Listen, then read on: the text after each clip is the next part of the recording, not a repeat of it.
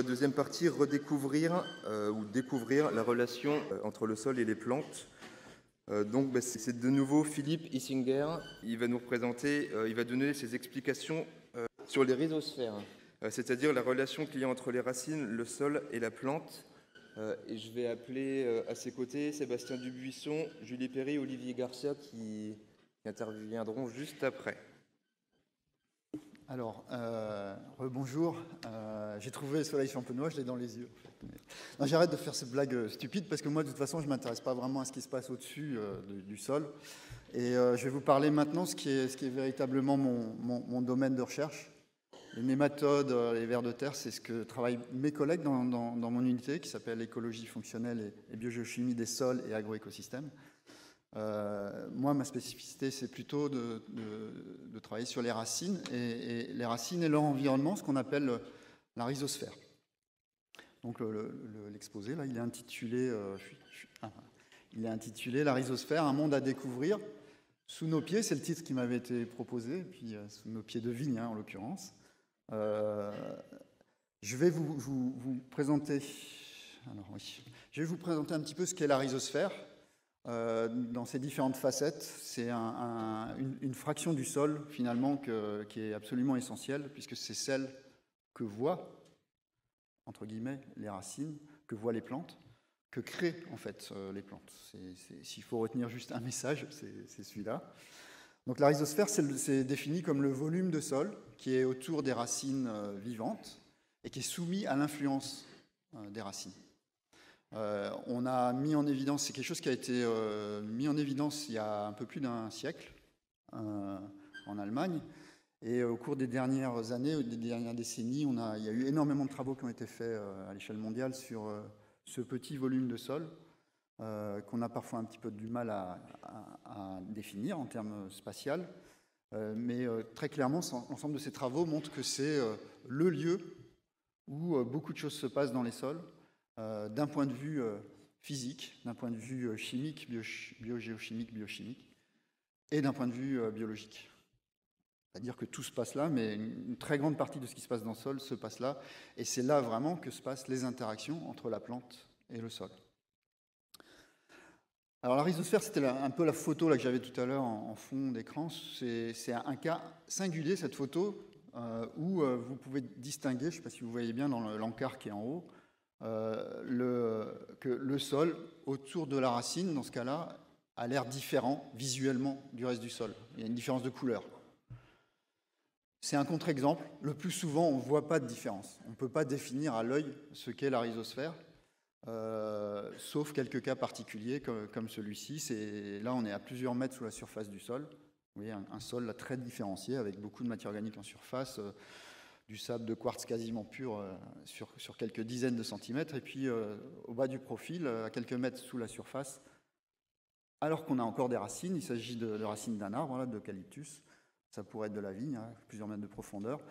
Ces racines, dans cet horizon-là, avec des oxydes de fer, on voit qu'il y a beaucoup plus de précipités d'oxyde de fer autour des racines, et du coup, une couleur très très différente. Donc, quelquefois, la rhizosphère se distingue à l'œil, le plus souvent, pas du tout. Le plus souvent, sur cette autre photo là, que j'avais utilisée avant, où on voit des racines et des nodosités là, chez une légumineuse, c'est de la févrole. Là, on aurait bien du mal à dire qu'est-ce qu'est la rhizosphère, quel est le contour de la rhizosphère. Alors je mets aussi cette image là en fond d'écran pour rappeler que la rhizosphère, c'est le siège des symbioses. J'ai parlé tout à l'heure des mycorhizes, je reviendrai un tout petit peu dessus. C'est aussi le siège de la symbiose fixatrice d'azote là, chez les légumineuses, qui est quelque chose d'essentiel sur la planète. Je vous rappelle qu'avant la découverte du procédé Haber-Bosch pour fabriquer les engrais azotés, donc il y a un peu plus de 100 ans, la seule entrée d'azote dans les sols, c'était ce processus. Et actuellement, à l'échelle de la planète, ça reste la moitié de l'azote qui rentre dans les sols, c'est au travers de ce processus. L'autre moitié, c'est au travers de l'utilisation d'engrais azotés. Donc ça se passe dans ces petites nodosités, ces petites boules qu'on peut observer sur les racines des légumineuses et qui hébergent en fait des bactéries qui sont, elles, responsables de cette fixation symbiotique de l'azote. Mais cette fixation symbiotique de l'azote, en l'occurrence, elle ne se passe que là. Elle ne se passe pas chez cette bactérie quand elle est libre, quand elle est toute seule dans le sol. Donc ça se passe typiquement dans la rhizosphère. C'est des choses qui ont été très étudiées, ces symbioses. Mais il y a bien d'autres choses qui se passent dans la rhizosphère, et c'est plutôt de ces autres choses que je vais vous parler. Et je reviens un petit peu sur ce schéma qui était à la conclusion là, de mon exposé précédent. C'est la rhizosphère, c'est un de ces hotspots d'activité microbienne dans les sols, et c'est considéré actuellement par les spécialistes des sols comme finalement un des habitats les plus dynamiques sur la planète. Et essentiel, puisque quelque part, c'est là que se passe tout pour ce qui est la base de notre alimentation quand même. Ce qu'on mange, c'est des plantes, ou c'est des animaux qui ont mangé des plantes. Et ces plantes, elles utilisent de l'eau et des nutriments qui sont dans le sol, et ça se passe dans la rhizosphère. Donc voilà, j'espère vous convaincre que la rhizosphère, c'est à la base de notre alimentation. C'est un petit peu un raccourci, mais c'est important de le retenir. C'est là que se passent en tout cas les interactions entre la plante et le sol, par définition. Alors souvent, la rhizosphère, finalement, enfin, les racines, c'est la vie cachée des plantes, hein, c'est ce qui n'est pas au soleil. Et la rhizosphère, c'est la vie cachée des racines. Ce qu'on a tendance à oublier, c'est la multiplicité des fonctions des racines. Les racines, c'est évidemment, si on se passe du point de vue de la plante, là, et qu'on s'intéresse aux racines ou à la rhizosphère, du point de vue de la plante, évidemment, la première fonction des racines, c'est l'alimentation hydrique, c'est la nutrition minérale. Mais pas que. Les racines, ça sert pour une plante à s'ancrer dans le sol, et ça sert aussi de réserve, notamment chez des plantes pérennes comme la vigne. S'il y a des feuilles qui poussent, qui émergent au printemps, c'est bien parce que, au départ, elles sont capables de mobiliser des ressources qui sont présentes dans le cep, mais aussi très largement dans les racines. On reviendra d'ailleurs là-dessus à un moment donné. Et puis on peut aussi regarder ça de façon tout à fait opposée, c'est-à-dire pas se placer du point de vue de la plante, mais du point de vue du sol. Et là, il y a encore d'autres fonctions auxquelles on doit songer dans les fonctions racinaires. C'est que, et ça je vais beaucoup insister là-dessus, c'est quand même la principale source de carbone dans les sols, l'activité racinaire. Et on va revenir sur la diversité de ces sources de carbone. Et de fait, c'est à la base des réseaux trophiques du sol dont je vous ai parlé tout à l'heure. Ce carbone, c'est la matière première, c'est les aliments de ces réseaux trophiques. Et puis, on va le voir, c'est vraiment sur ce domaine que j'ai beaucoup travaillé depuis que je suis chercheur à l'INRA. Ça fait un certain temps. C'est sur les effets biophysiques, biogéochimiques plutôt. C'est comment, à quel point, vous allez voir, je vais essayer de vous montrer, ce qui m'a moi-même surpris beaucoup depuis des décennies, c'est à quel point une plante modèle son environnement, modifie son environnement, notamment autour des racines dans la rhizosphère, d'un point de vue chimique, avec les répercussions que ça peut avoir sur l'ensemble des acteurs du sol. Alors donc pour moi, les plantes, c'est un facteur essentiel dans la formation et le devenir des sols, qu'on a eu tendance à complètement ignorer, et qu'on ignore encore très largement d'ailleurs dans le domaine des sols. Et en particulier, c'est pas que ça, mais c'est notamment parce que un sol se différencie du matériau parental qui est dessous, notamment par l'existence de matière organique, par l'existence de ces réseaux trophiques complexes qu'ils hébergent. Et donc, les plantes, mais notamment leur partie souterraine, je vais y venir, au travers du turnover, du renouvellement des racines, c'est ce qui est particulièrement vrai chez les plantes pérennes, et aussi au travers de tout ce que les racines libèrent du vivant de la plante, ce qu'on appelle l'exudation ou la rhizodéposition. Ça, ce sont des voies d'entrée majeures de carbone dans le sol, et c'est à peu près les seuls qui concernent le sol dans toute son épaisseur. Les litières, ce qui retombe à la surface du sol, c'est incorporé en profondeur dans le sol, éventuellement s'il y a une activité biologique forte, telle que le font les vers de terre.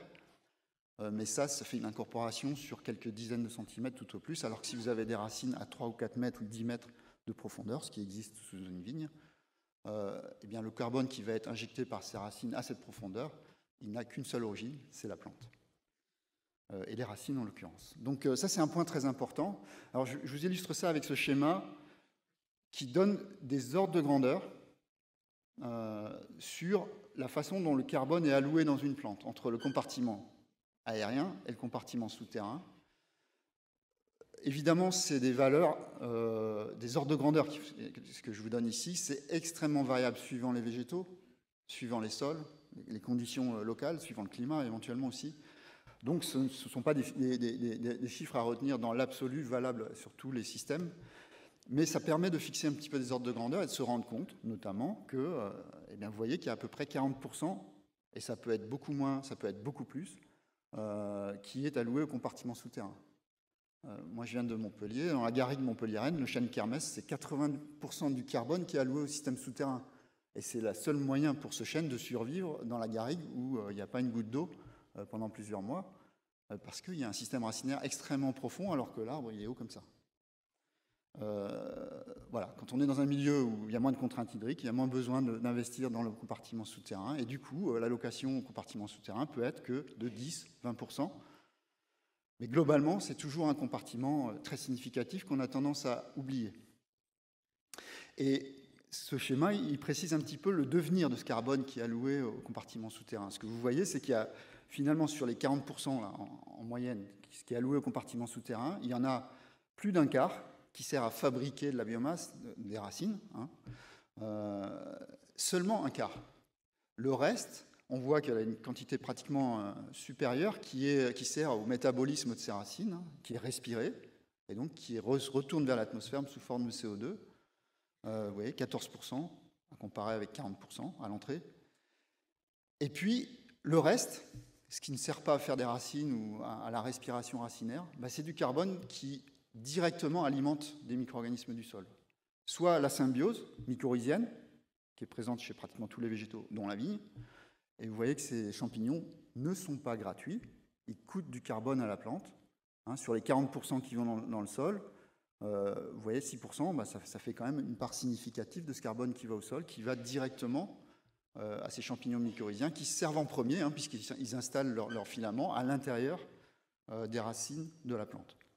Et puis le reste, c'est ce qu'on appelle l'exudation racinaire, généralement la rhizodéposition, vous voyez 7,5%, donc un peu moins d'un quart de ce qui va vers le compartiment souterrain, est libéré dans le sol du vivant de la racine, du vivant de la plante, et ces composés, qui sont une très grande diversité de composés, c'est un peu le moteur de l'ensemble des chaînes trophiques, en alimentant d'abord les micro-organismes, et puis les macro-organismes que je vous ai présentés tout à l'heure vont, eux, consommer ces micro-organismes à leur tour.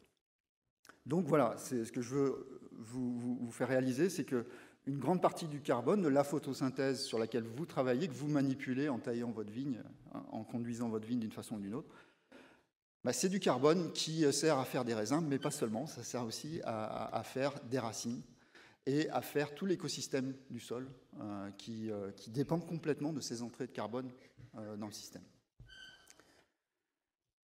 Alors les racines aussi, c'est un point important à souligner, malheureusement c'est souterrain, ça ne se voit pas, comme l'ensemble des organismes dont je vous ai parlé ce matin, et du coup on les étudie peu, pas assez à mon goût en tout cas, et en général on est paresseux parce que c'est compliqué de les étudier, donc en général au mieux on regarde ce qui se passe en surface, alors qu'il n'est pas rare, notamment chez des espèces pérennes, ligneuses comme la vigne, d'observer des densités de racines, c'est un profil ici, un exemple de profil, jusqu'à des profondeurs assez impressionnantes, plusieurs mètres.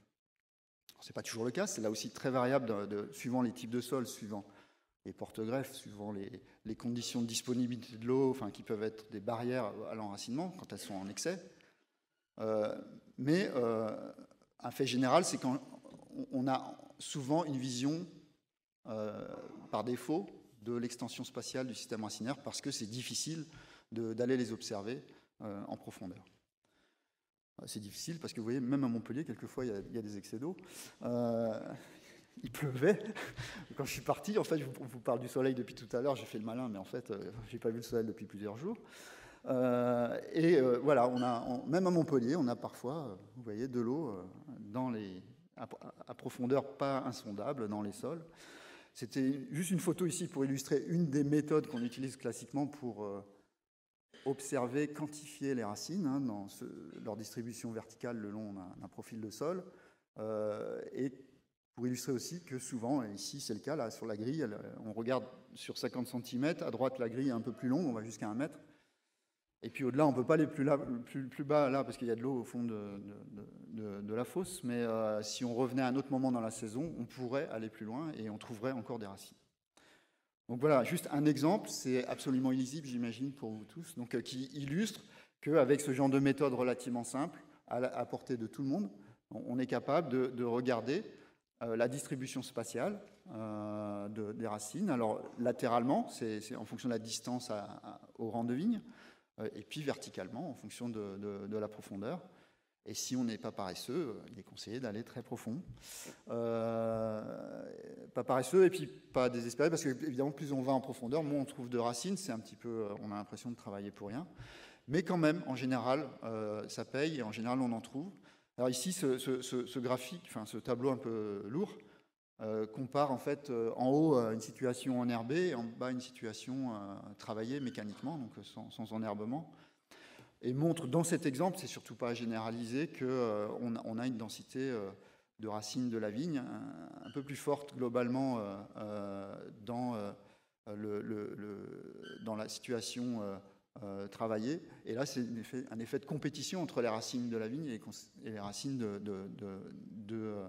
des plantes herbacées installées en surface, mais qui en général ont pour impact justement de pousser la vigne vers aller coloniser davantage les horizons plus profonds.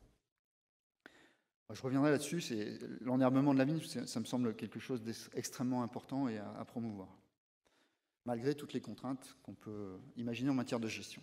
Ce que je voudrais illustrer avec cette petite vidéo, c'est que le système racinaire, les systèmes racinaires, c'est des choses extrêmement dynamiques. Ça pousse beaucoup plus vite que vous l'imaginez. Cette vidéo, là, c'est une simulation de la vie d'un plant de haricots pendant ses 13 premiers jours. Et l'échelle verticale, c'est 30 cm. Donc si vous faites un petit calcul rapide, vous êtes sûrement beaucoup plus doué que nous-mêmes en calcul mental. Ça veut dire qu'une racine, chaque segment d'une racine peut pousser jusqu'à 3 cm par jour. Donc si vous n'êtes pas paresseux, vous pouvez les regarder pousser. Voilà. Et ça, c'est pour illustrer le fait qu'on a l'impression qu'un système racinaire, c'est quelque chose d'un peu statique. En fait, c'est quelque chose de très dynamique. Et ce que j'ai souligné en bas en écrivant le jour, la nuit, l'été, l'hiver, enfin c'est le printemps et l'automne, c'est que les racines poussent quasiment tout au long de la vie d'une plante. C'est pas parce qu'en hiver, il n'y a plus de photosynthèse qu'il n'y a plus de croissance racinaire. On observe des croissances racinaires sous vigne et sous plein d'autres espèces pérennes, en plein hiver, sous la neige, quand le sol est gelé en surface, parce qu'en fait, il y a redistribution de carbone à l'intérieur du système racinaire et il y a la possibilité pour les racines de continuer à progresser et à prospecter le sol. Donc ça, c'est quelque chose d'extrêmement important à savoir, c'est que ce système racinaire, il est dynamique et la dynamique n'est pas forcément directement couplée à ce qu'on voit en surface. Alors, ce que je vais aborder maintenant, c'est très brièvement un certain nombre de fonctions des racines, les fonctions essentielles qu'on connaît, et puis d'autres, et vous illustrer à quel point la rhizosphère, cet environnement, ce sol qui est autour des racines, peut être complètement différent de ce qu'est la moyenne du sol, de ce qu'est le sol quand vous échantillonnez votre sol et que vous l'envoyez à un labo d'analyse, en gros. Alors la première illustration de tout ça, c'est lié à la fonction première des racines. La fonction première des racines, c'est d'absorber l'eau et les nutriments, ça on en est tous convaincus. Et ce faisant, une plante, en prélevant de l'eau et des nutriments, qui sont soit sous forme d'ions chargés positivement, les cations, ou d'ions chargés négativement, les anions, eh bien, va déplacer les équilibres d'échange dans le sol et finalement changer la disponibilité de ces nutriments. Donc elle a véritablement un contrôle sur la disponibilité. Et la disponibilité, ce n'est pas juste ce que vous mesurez quand vous faites faire une analyse du potassium échangeable, du phosphore assimilable dans votre labo d'analyse préféré. Ça, c'est la disponibilité. Mais la biodisponibilité pour la plante, c'est la plante qui la détermine. Et donc, ça, je vais essayer de vous l'illustrer très brièvement. Je n'ai pas beaucoup de temps. Avec un des plus anciens travaux qui ont été faits. Alors, là, la photo, c'est relativement récent, mais la technique, elle avait été pensée dans les années 60. La technique, elle avait consisté dans cette petite expérience à fertiliser le sol avec une forme radioactive du phosphore, de façon à pouvoir visualiser l'abondance du phosphore. Donc en fait, avec cette technique-là, où on a utilisé un film photographique pour révéler la présence de phosphore radioactif ou pas, les zones qui sont foncées, c'est où il y a beaucoup de phosphore radioactif, les zones qui sont claires, c'est où il y en a moins. Et ce qu'on voit très très bien apparaître, c'est autour là c'est des racines de maïs, en quelques jours, on voit un liseré blanc autour de ces racines, qui est l'indication qu'il y a un appauvrissement, une diminution de la concentration en phosphore radioactif, et qui est la simple conséquence du fait que la plante prélève cet élément dans son environnement, dans la rhizosphère, mais que du fait que cet élément, le phosphore, est un élément très très peu mobile dans le sol, eh bien là on peut constater que l'effet de la plante, l'impact de la plante sur son environnement, il est réduit à un tout petit volume de sol. Si vous regardez l'échelle spatiale, la zone d'appauvrissement en phosphore autour d'une racine, c'est de l'ordre du millimètre.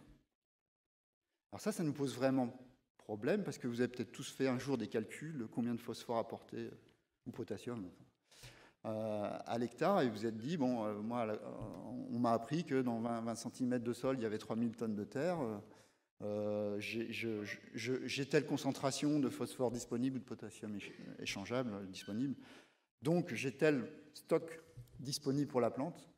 Sauf que si la plante elle a accès qu'à un tout petit volume de sol comme celui-là, parce que ces éléments sont peu mobiles dans le sol, il y a un vrai problème dans les calculs qu'on a fait jusque-là.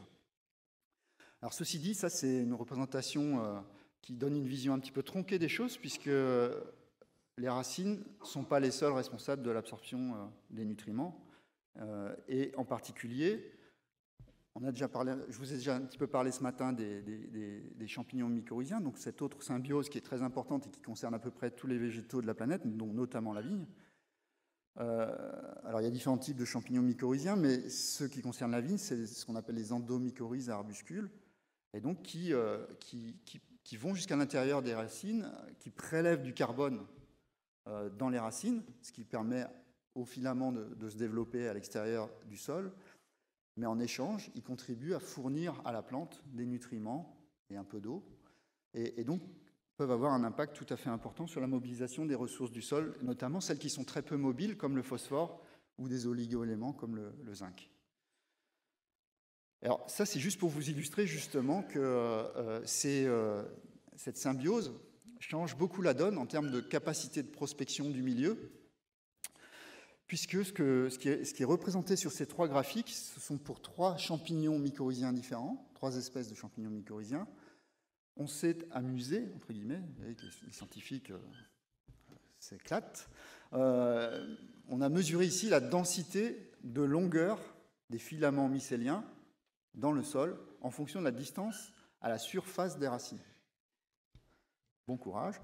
Ce qu'ils ont obtenu de très, très intéressant ici, c'est que voilà, vous avez trois espèces de champignons avec des capacités très très différentes à coloniser finalement le milieu. Vous voyez que celle de gauche présente des densités de longueur d'if finalement très significatives, 10 mètres par centimètre cube de sol, quand on met bout à bout tous ces filaments, jusqu'à quasiment 10 centimètres de la surface d'une racine.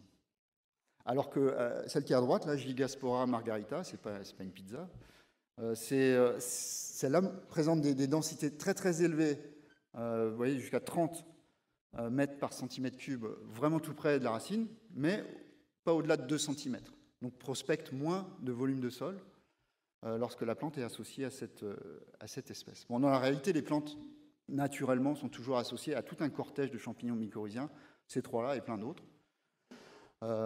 Et on voit globalement que cette symbiose permet à la plante d'explorer des volumes de sol auxquels elle n'avait pas accès. Si je reviens en arrière à cette photo, cette image montre que les zones qui sont gris foncé, là, qui sont à plusieurs centimètres des racines, ce phosphore-là, il est totalement inaccessible à la plante, à moins qu'elle ramifie sa racine, à moins qu'elle développe une symbiose avec des champignons mycorhiziens qui permettent d'accéder à ces ions phosphatés qui sont loin de la racine.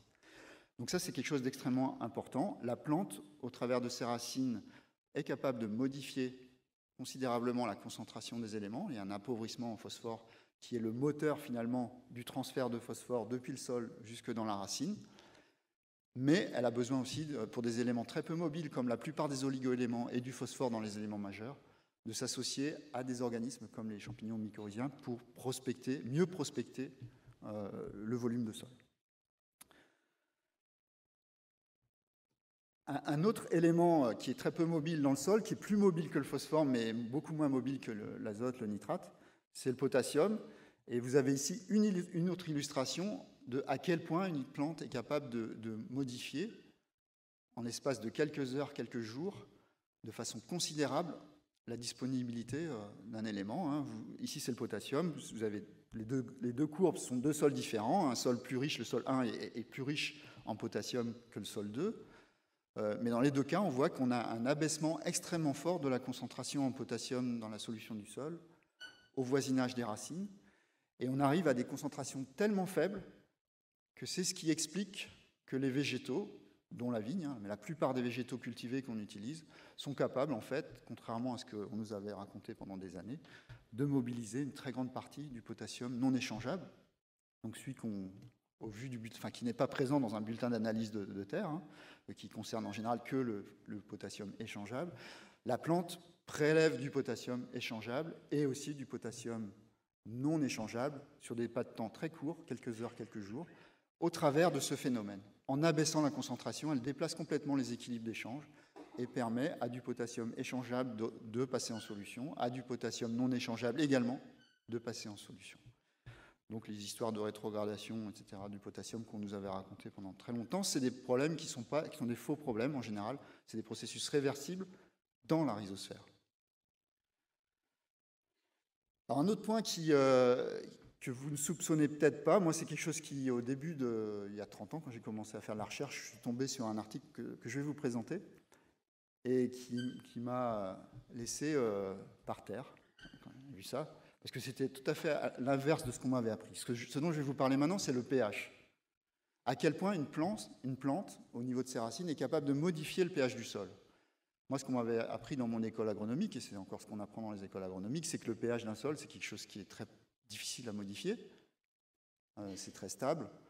Ça coûte, si on a un sol acide, il faut apporter vraiment énormément d'amendements calcaires pour modifier le pH de 0,5 unités. Et vous allez voir que, pourtant, dans la rhizosphère, le pH, ça peut varier de plusieurs unités en quelques heures, quelques jours. Et ça, on va le voir, c'est en fait encore lié à la nutrition de la plante. La nutrition de la plante, je redis, en fait, les nutriments, ils sont présents sous forme d'ions. Certains sont chargés positivement, le potassium, l'ammonium, le calcium, le magnésium, et puis d'autres sont chargés négativement, le nitrate, le phosphate, sulfate, etc. Et donc une plante, ce n'est pas une pile électrique, donc une plante, quand elle prélève des ions, elle est obligée de gérer finalement ces différences de charge positives, négatives qui rentrent.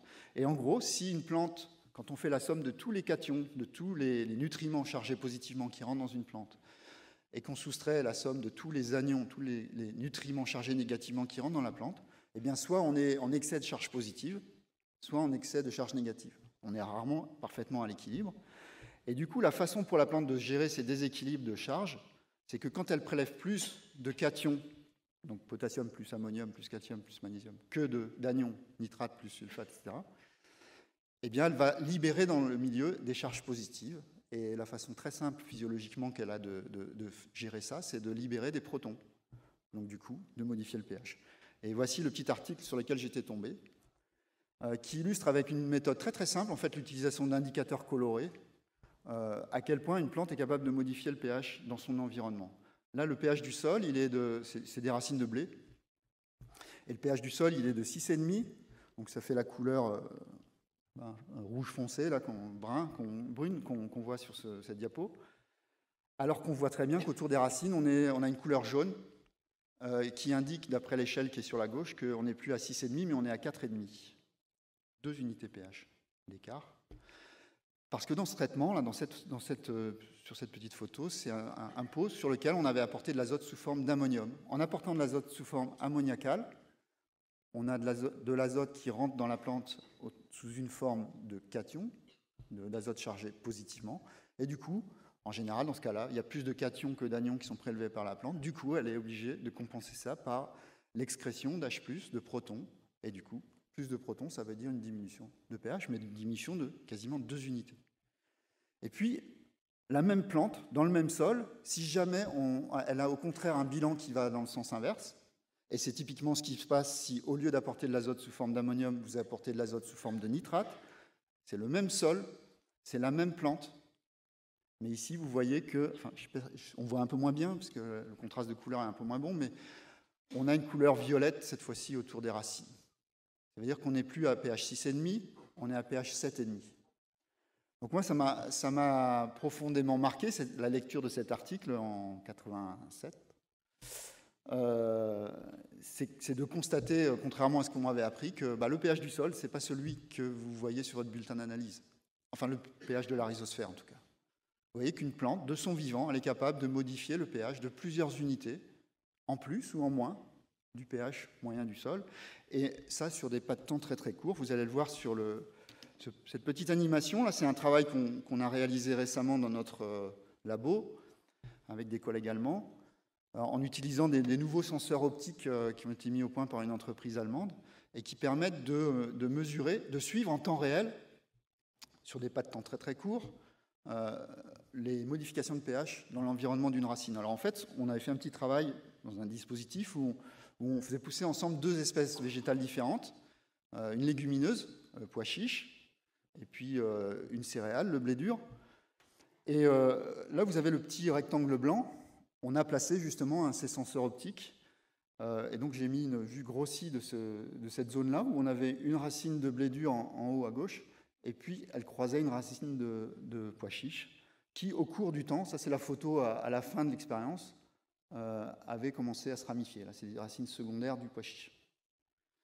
Et donc ça c'est l'image, alors qui boucle, hein, c'est pour ça que vous ne voyez pas forcément le point de départ. Le point de départ, c'est quand c'est le plus petit, et puis on voit très bien émerger, à un moment donné, en haut à droite, ça va venir, voilà, ici on voit émerger les 2 racines, en fait, ici, et on voit très bien que l'acidification se passe autour des racines. On voit très bien qu'elle se passe autour de la racine de pois chiche, alors qu'il ne se passe pas grand-chose autour de la racine de blé dur. Là, ça montre que, dans un même sol, 2 espèces végétales peuvent avoir un comportement totalement différent, et que, en l'occurrence, vous voyez que le pH au voisinage de la racine de pois chiche, dans ce sol-là, où on était à peu près à 7,5, on arrive, dans les valeurs les plus basses qu'on a mesurées ici, à des valeurs qui sont de l'ordre de 5,5, donc 2 unités et demie de pH en 80 heures, 3 jours. Donc ça montre que le pH, c'est quelque chose d'extrêmement dynamique et que les plantes peuvent modifier de façon considérable cette propriété du sol. Et ça, c'est très important parce que le pH, ça joue sur la disponibilité de plein de nutriments. Et ça joue aussi sur les communautés du sol. Je vais y venir ensuite. Alors un autre point extrêmement intéressant qui a été mis en évidence concernant ces modifications de pH dans le sol, c'est qu'encore une fois, elles sont aussi très liées à la physiologie de la plante, en particulier ce qui a été très bien étudié. Là, c'est des plants de tabac, mais en fait, il y a des travaux qui ont été faits à Bordeaux. Je n'ai pas de photos, malheureusement, à vous montrer, mais qui ont été faits sur la vigne. C'est que la plupart des végétaux, en fait, tous les végétaux de la planète, sauf les graminées, ont cette réponse à la carence en fer. On voit qu'une plante carencée en fer, c'est sur la photo de gauche, par rapport à une plante qui reçoit suffisamment de fer, se met à acidifier de façon forte au niveau des apex des racines.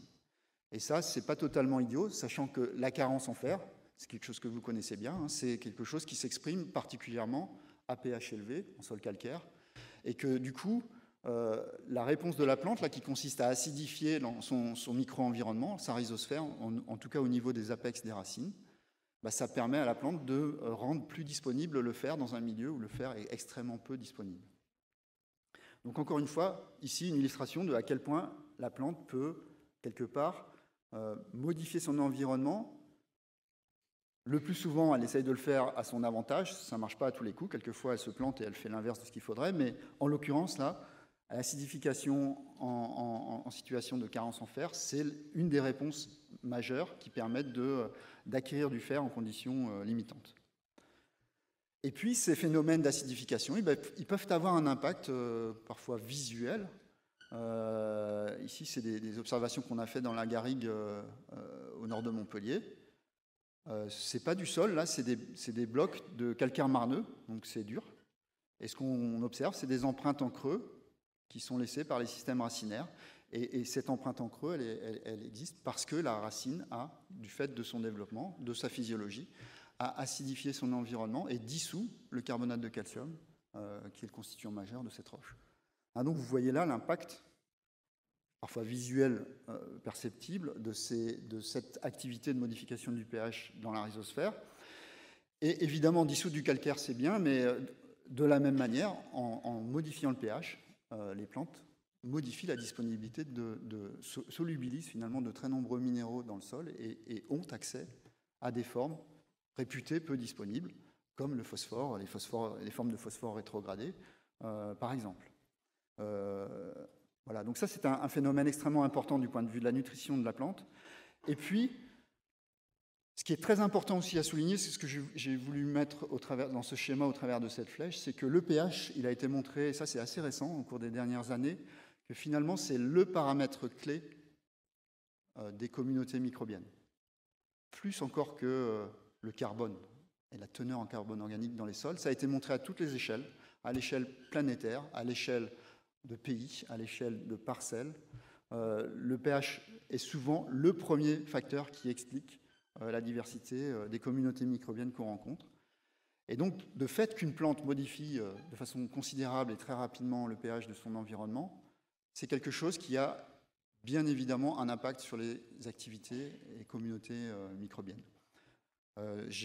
C'est quelque chose qui a été très peu étudié, qu'on commence à étudier, mais ça nous paraît assez évident. Ce qui a été beaucoup plus étudié en revanche, c'est que le fait que, comme je vous le disais au début de mon exposé, une plante finalement exude énormément de composés carbonés, eh bien, ça se traduit par, là aussi, des effets très nets sur ces communautés microbiennes, puisque ces communautés microbiennes, leur source d'énergie, c'est le carbone. Donc, dès lors qu'on a une entrée de carbone dans le système, et c'est typiquement ce qui se passe au travers des phénomènes d'exudation, de rhizodéposition, on va avoir éventuellement une stimulation de ces activités microbiennes. Alors ça, c'est ce qui a été le plus étudié dans la rhizosphère. C'est même comme ça qu'on a mis en évidence, finalement, la rhizosphère. Alors, je reviens au carbone, avant d'arriver aux communautés associées. Ce qui a été montré, par exemple, avec des outils, encore une fois, des outils tels que le carbone 14, une forme radioactive du carbone, qui permet là aussi de tracer un petit peu visuellement où ça se passe. Vous avez ici une jeune plantule là, qui pousse dans un sol, et vous observez, comme moi, que là, on a le plus, enfin, les colorations l'indiquent, là, où on a le plus de carbone alloué dans un système racinaire, c'est au niveau des apex. On voit très bien une couleur violette, là, foncée, au niveau des apex, enfin de la racine principale, mais aussi des racines secondaires, là, un peu plus haut. Et ce qu'on observe aussi, si vous regardez la vue grossie ici, c'est que ce carbone, il ne reste pas dans la racine, il diffuse dans le sol. Ça, c'est que la racine, c'est ce que j'ai qualifié tout à l'heure d'exudation, de rhizodéposition, ce n'est pas quelque chose d'étanche.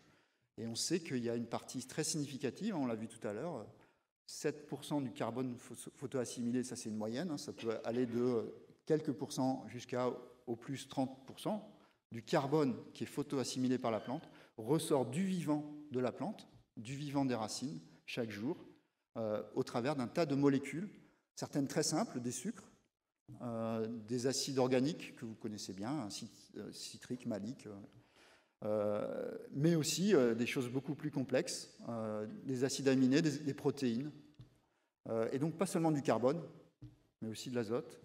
Et ces molécules, dans toute leur diversité, c'est des ressources qui sont des ressources pour l'ensemble des organismes du sol, et en premier lieu pour les micro-organismes. Et donc, si je reviens à mon schéma de tout à l'heure, sur cette exudation, vous voyez qu'il y en a une partie qui est assimilée, une grosse partie qui est assimilée par les micro-organismes du sol. Et puis ces micro-organismes, il y a une partie de ce carbone qui leur sert à fabriquer leurs cellules. et une autre partie qui sert à leur métabolisme, et du coup, c'est du carbone qui est restitué à l'atmosphère sous forme de respiration microbienne.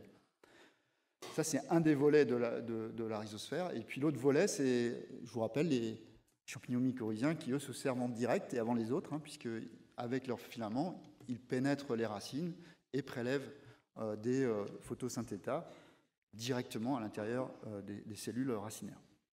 Et de façon significative, vous voyez qu'à chaque fois, c'est mis bout à bout, ça fait 12% du carbone photoassimilé. En moyenne, c'est susceptible tout ça de variations importantes, qui nourrit directement ces communautés microbiennes, les champignons mycorhiziens d'un côté et l'ensemble des micro-organismes du sol, champignons, archées, bactéries de l'autre côté.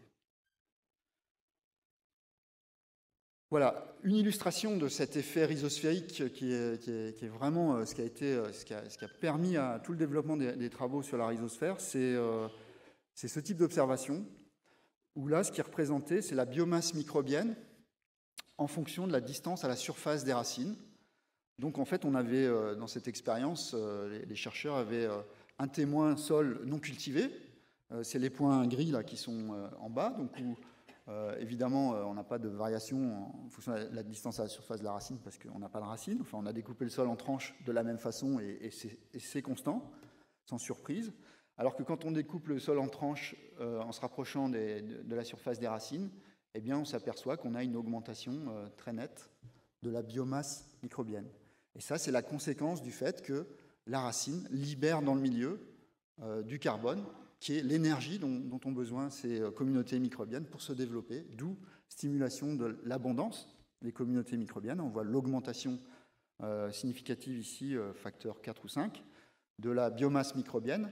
Et puis, ce qui n'apparaît pas ici, c'est que, mais ça c'est actuellement beaucoup étudié, c'est que en fonction de la nature des exudats, des composés qui sont libérés par la plante, eh bien, la plante est capable de sélectionner au sein de ces communautés microbiennes. Donc, ce qu'on observe, après, si on regarde plus précisément qui est là, dans la rhizosphère par rapport à ce qu'on a en l'absence de racines, on a des communautés microbiennes qui sont en général très très différentes. Et des différences qui sont très dépendantes de la plante, de l'espèce, et au sein d'une espèce, de la variété que l'on utilise. Alors, à titre d'illustration des faits sur ces communautés microbiennes, on a maintenant des outils qui nous permettent de les visualiser. Là, c'est un travail qui avait été fait où on avait utilisé c'est des collègues lyonnais qui ont fait ce travail, avaient utilisé 2 bactéries qui sont ce qu'on appelle des PGPR, c'est des bactéries qui promeuvent la croissance des plantes, souvent des racines, avec des effets hormonaux souvent, ou nutritifs. Ici, il y a celle qui est en vert, c'est Azospirillum brasiliense. C'est une bactérie capable de fixer de l'azote de façon non symbiotique. Et l'autre, Pseudomonas putida, là, qui est en rose, c'est une bactérie qui a des effets, souvent d'ailleurs, un petit peu de lutte biologique, antagonisme d'autres bactéries de pathogènes du sol. Et je vous ai montré cette photo pour vous illustrer le fait que souvent on observe finalement un partage du territoire. Là, vous ne voyez pas, mais dessous, c'est une racine. Là. Et on voit qu'il y a une colonie de Azospirillum qui se développe fortement d'un côté, alors que c'est une autre zone de la racine qui est colonisée par l'autre bactérie, Pseudomonas putida. Ça, c'est juste pour illustrer le fait qu'il y a une compétition considérable qui a lieu dans la rhizosphère avec ces ressources qui sont délivrées au sol par la racine. Tout le monde est affamé dehors et tout le monde essaye de se servir et il y a le développement de ceux qui sont les plus efficaces pour s'installer, comme ici ces 2 espèces de bactéries. Mais on en voit 2 ici parce que c'est les 2 qu'on a marqués pour pouvoir les observer, alors qu'en fait, on a des milliers d'espèces, voire des centaines, des dizaines de millions d'espèces qui sont capables de se développer à la surface des racines dans la rhizosphère. Et puis pour finir, un dernier graphique avant de conclure, pour revenir à mes histoires d'eau rhizotrophique. Parce que ce qu'on a beaucoup étudié dans la rhizosphère, c'est l'impact, au travers de ce que je viens de vous montrer par exemple, l'impact via l'exudation racinaire des racines sur les communautés microbienne, sur les bactéries, sur les champignons du sol. Ce qu'on commence à peine à regarder, c'est l'impact sur le reste des organismes du sol. Et en retour, les impacts de ces autres organismes du sol sur le fonctionnement finalement de la rhizosphère et le fonctionnement, enfin les interactions entre plantes et sol. Donc pour vous expliquer rapidement ce schéma, en fait, ici, ce qu'on a mesuré, c'est le prélèvement en phosphore d'une petite plante. C'était une petite expérience avec du pin maritime, une petite plante forestière, jeune stade de la plante, qu'on a fait pousser dans un sol. Dans un premier cas où on avait la plante seule. On avait stérilisé le sol, il n'y a pas d'autres organismes vivants dans le système.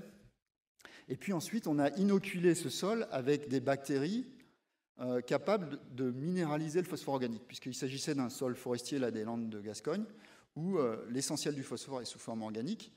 Et donc on s'est dit, si on apporte des bactéries capables, au travers de leurs enzymes, les phosphatases, de minéraliser ce phosphore organique, a priori, on devrait avoir un effet, un bénéfice en termes de nutrition phosphatée de la plante. Et notre surprise a été de constater qu'il n'y a pas de différence significative lorsqu'on inocule la plante avec ces bactéries. Là où on a observé un effet très significatif, c'est quand on a inoculé la plante avec ces mêmes bactéries, mais en plus avec des nématodes bactérivores. C'est-à-dire ceux dont je vous ai parlé tout à l'heure, ceux qui régulent ces communautés bactériennes.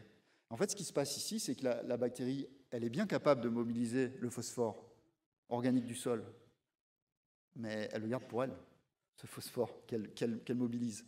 Et pour que la plante puisse réellement bénéficier, c'est là que jouent ces autres organismes du sol qui sont importants, dont je vous ai déjà parlé, qui sont les nématodes microbivores, bactérivores en l'occurrence, ceux qui mangent les bactéries, parce qu'en les mangeant, ils participent au recyclage des nutriments qui sont contenus dans ces bactéries. Ils excrètent de l'azote, du phosphore. Alors ça, c'est une illustration pour le phosphore. Ça avait été montré au préalable pour l'azote. Et donc, on sait maintenant très clairement que toute cette chaîne trophique, là, ces réseaux trophiques, notamment les organismes, c'est le cas des nématodes et des protozoaires qui consomment des bactéries et des champignons, ils jouent un rôle essentiel qu'on n'avait pas du tout étudié jusque-là sur le cycle des nutriments. Et vous voyez ici, au final, sur l'alimentation de la plante, là, il y a 3 fois plus de phosphore, ou 2 fois et demi plus de phosphore dans la plante qu'en l'absence de ces nématodes bactérivores. Voilà, j'en viens à ma conclusion, qui reboucle sur des choses qu'on a un petit peu discutées avant. Je n'ai pas montré beaucoup d'exemples, j'en ai montré un par exemple autour du pH, où on voit bien que des végétaux différents peuvent avoir des comportements extrêmement différents. Et ça, c'est un fait très bien établi quand on regarde les communautés microbiennes de la rhizosphère. C'est qu'il y a une très grande diversité chez les végétaux, une grande diversité fonctionnelle, et que du coup, moi j'en suis convaincu, c'est quand même le levier majeur qui est à votre disposition pour actionner les processus écologiques du sol. Apporter des inoculants microbiens, etc., ce n'est pas un sport facile, c'est très compliqué, à cause on va dire, des propriétés des communautés résidentes du sol. Par contre, une façon d'agir sur ces communautés résidentes du sol, c'est très clairement au travers du végétal, qui est la source de carbone, qui est à la base de ces réseaux trophiques. Et donc vous avez, plusieurs leviers. Vous pouvez jouer sur les espèces, puisque rappelez-vous que les porte-greffes qu'on utilise, ce sont des espèces, voire parfois des croisements d'espèces, des choses très très diverses. Vous travaillez vraiment sur les variétés. Alors là, ça concerne moins directement les racines, mais ça concerne une partie des résidus de carbone, des résidus de récolte qu'on trouve dans les parcelles. Et puis surtout, je dirais qu'en termes de levier d'action, un gros défaut, on a parlé tout à l'heure de l'homogénéisation des paysages agricoles. Une spécificité du monde viticole, c'est la monoculture, la réduction des intercultures, succession vigne sur vigne. On parlait des nématodes qui posent des problèmes en tant que vecteurs de parasites. Plus on est dans la monoculture, plus on a ce type de problème. Et donc, si possible, et ça c'est très compliqué d'un point de vue économique, j'en suis totalement d'accord, mais d'un point de vue écologique, moi c'est ça mon discours, il faudrait revenir en arrière par rapport à la pratique qui est la pratique générale en viticulture de la monoculture. C'est-à-dire favoriser la diversité dans le temps. Si on n'est pas capable de faire ça, c'est compliqué économiquement, il y a l'autre solution qui est encore plus proche de ce qui se passe dans les écosystèmes naturels, c'est qu'aucun écosystème naturel n'est monospécifique. Tous les écosystèmes végétaux naturels sont des communautés végétales plus ou moins complexes, et vous avez les moyens de faire ça, au travers de l'enherbement de la vigne, au travers de l'environnement de la parcelle, mais pour ce qui est des processus rhizosphériques, c'est bien des choses qui se passent à des échelles relativement petites. Et là, il y a un vrai intérêt à essayer de mettre de la diversité végétale pour mettre de la diversité dans les ressources en carbone, et pas que du carbone, hein, les exudats, c'est du carbone, de l'azote, du phosphore, du soufre, qui sont les moteurs finalement de ces réseaux trophiques. Imaginez-vous que vous soyez une bactérie là un instant, ou si vous préférez un champignon ou un hématode, hein, ça m'est égal, et que vous soyez dans un de vos sols qui a connu la même vigne pendant des décennies, c'est-à-dire ce qu'il reçoit à manger tous les jours, c'est la même chose. Imaginez-vous que vous mangez tous les jours la même chose. Ça peut vous paraître pas très crédible, ce que je vous raconte, c'est très divers cette alimentation. Il y a une grande diversité de composés qui sont libérés par la plante, mais il est évident que si la plante est toujours la même, la diversité n'est pas la même que si on a un assemblage de végétaux. Et ça, c'est la clé, finalement, de la complexité et de la diversité des réseaux trophiques. Et donc simplifier, comme on l'a fait beaucoup en agriculture, en ayant une seule espèce, un seul génome même quasiment, puisque c'est une seule espèce, une seule variété en général, dans une parcelle, c'est évidemment pas le meilleur moyen d'avoir des réseaux trophiques très fonctionnels dans le sol. Voilà, je vous remercie pour votre attention. Ah oui, un petit peu de pub encore. On avait fait une petite intervention à la tête au carré avec mon collègue Christophe Jodan, qui est un des grands spécialistes des racines et plus de leur architecture, qui est un autre volet passionnant. Chez Mathieu Vidard, la tête au carré. Je pense que c'est encore audible sur Internet. Donc je fais un petit peu de pub. Je vous remercie pour votre attention.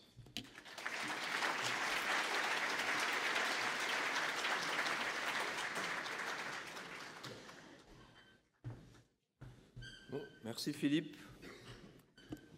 J'espère que tout le monde a bien écouté, parce que ce soir, c'est interrogation écrite pour tout le monde. On va maintenant accueillir Sébastien Dubuisson et Julie Perry, toujours sur redécouvrir la relation sol-plante. Donc, dans un premier temps, c'est Sébastien Dubuisson qui va aborder le thème de la relation sol-plante par des questionnements. Donc, qu'est-ce qu'un équilibre, qu'est-ce qu'une vigueur, ou encore qu'est-ce que l'expression végétative? Et dans un deuxième temps, Julie Perry, donc Sébastien Dubuisson qui est responsable du service vigne au CVC, et Julie Perry qui est chef de projet physiologique au sein du CVC également, qui nous présentera les résultats d'essais sur la vigueur et l'expression végétative en Champagne. Bien, bonjour à tous. Donc, on a déjà une demi-heure de retard, donc je vais essayer de ne pas en mettre plus au compteur. Alors, on va parler effectivement de l'équilibre de la vigne. On est sur un colloque viticulture alternative. On a testé beaucoup effectivement de solutions, de produits ou de techniques alternatives, et souvent, quand ça ne fonctionne pas, on nous rétorque, c'est normal, parce qu'en Champagne, la vigne n'est pas l'équilibre. Donc, encore faut-il savoir l'équilibre de quoi? Et l'idée, c'est effectivement de développer la notion d'équilibre et de vous donner quelques éléments, je dirais, de réflexion autour de l'équilibre. On a différentes définitions, des définitions physiques, écologiques ou littéraires. Mais ce qu'il faut retenir finalement, c'est que l'équilibre, c'est un état stable où un ensemble de forces ou de conjonctions vont s'annuler pour finalement obtenir un état plutôt harmonieux. Donc en Champagne, effectivement, dès qu'une vigne est en état stable, c'est une vigne en équilibre. Il existe des vignes qui ne sont pas en état d'équilibre, par exemple des vignes en conversion biologique ou des vignes qu'on vient d'enherber, donc il faut qu'elles atteignent un nouvel état d'équilibre. Donc effectivement, toute vigne en déséquilibre tend vers un nouvel état d'équilibre. Et souvent, ce qu'on confond, c'est que toutes les vignes, à un moment donné, sont en équilibre, mais il ne faut pas confondre une vigne à l'équilibre et une vigne à l'équilibre souhaité, où effectivement, c'est bien deux notions différentes. Donc on va rappeler quelques précisions, notamment sur les définitions, parce que souvent il y a pas mal d'incompréhension entre nous, les vignerons ou d'autres personnes, sur des définitions de quelques mots. Tout d'abord, qu'est-ce que la vigueur? La vigueur, effectivement, c'est pour être comparé à l'IMC chez l'homme, donc l'indice de masse corporelle. C'est effectivement un des facteurs d'équilibre. C'est un peu le rythme et l'intensité de la croissance du rameau. Alors comment on l'estime? Au travers du diamètre moyen d'asserment, par exemple, ou au travers de la vitesse de pousse. Alors souvent, ce paramètre est confondu avec deux autres notions, la puissance et l'expression végétative. Alors la puissance qui est en fait la matière sèche totale produite au cours du cycle de la vigne, et on peut l'estimer au travers de la pesée de bois de taille ou de la pesée de récolte, et on confond souvent vigueur avec l'expression végétative, c'est-à-dire la fraction de la puissance qui est due aux organes végétatifs, donc les feuilles, et la biomasse produite au cours du cycle. et qu'on estime plus particulièrement au travers d'une surface foliaire et d'un nombre de sarments. Donc souvent, on est amené à dire qu'une vigne vigoureuse, c'est une vigne qui fait beaucoup de feuilles. Ce n'est pas toujours le cas, on le verra par la suite. Et puis l'équilibre souhaité. Donc l'équilibre souhaité, c'est effectivement, quand une vigne est équilibrée, c'est qu'on est capable de lui donner un volant de réserve qui permette la mise en place des organes qui assurent la croissance durant la saison végétative, la maturation des baies de raisin, la reconstitution, ça c'est important, des réserves, et qui satisfait au final le vigneron.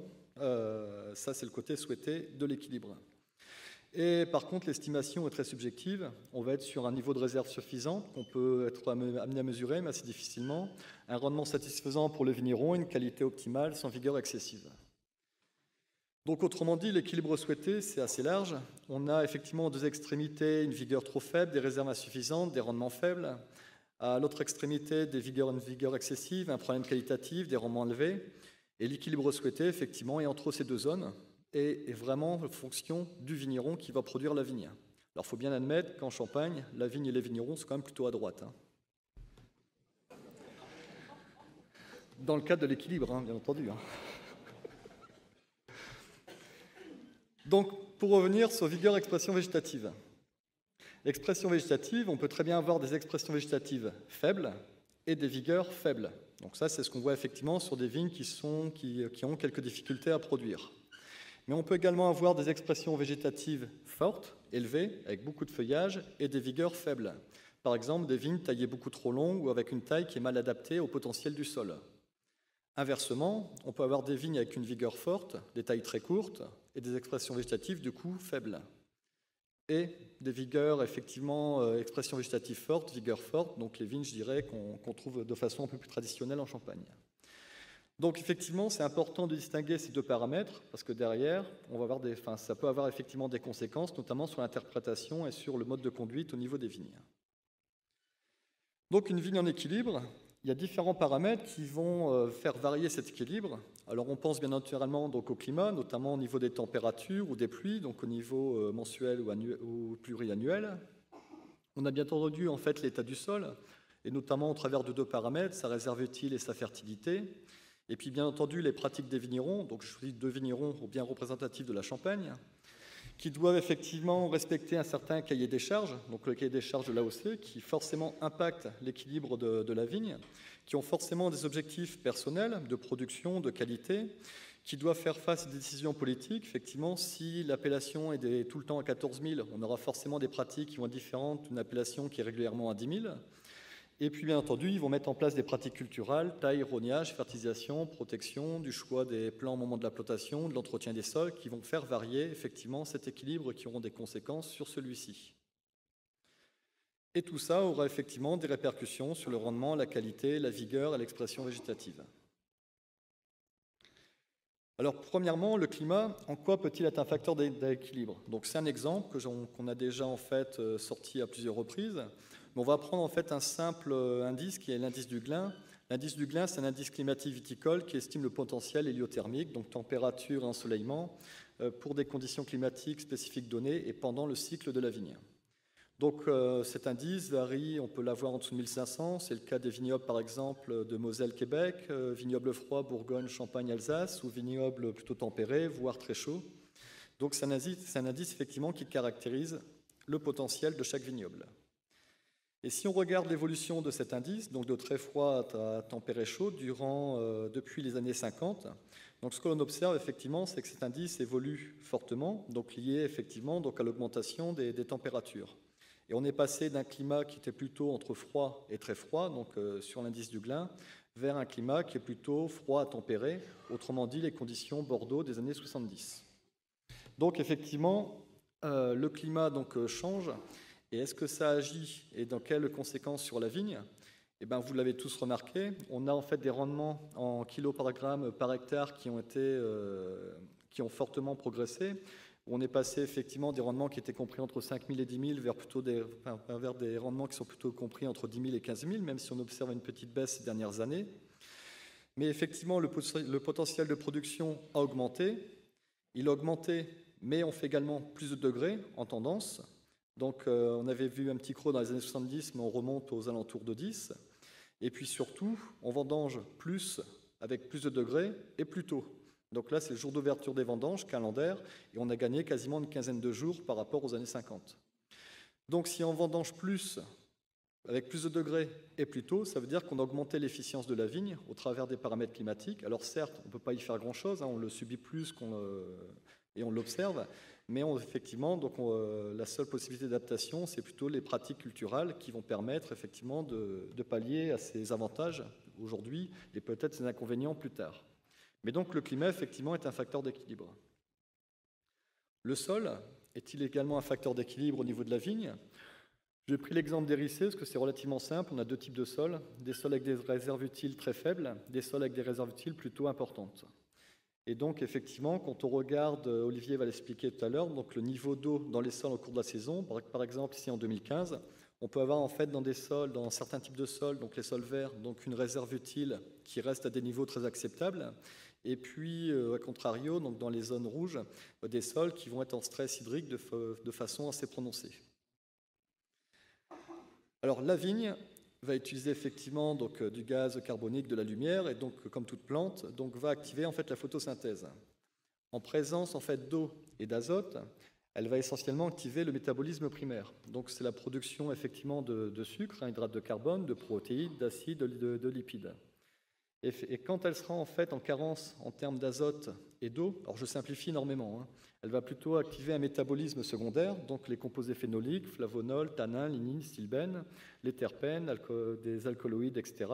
Donc des composés en fait qui sont plutôt liés à des paramètres qualitatifs ou qui sont plutôt liés à des paramètres de défense de la vigne.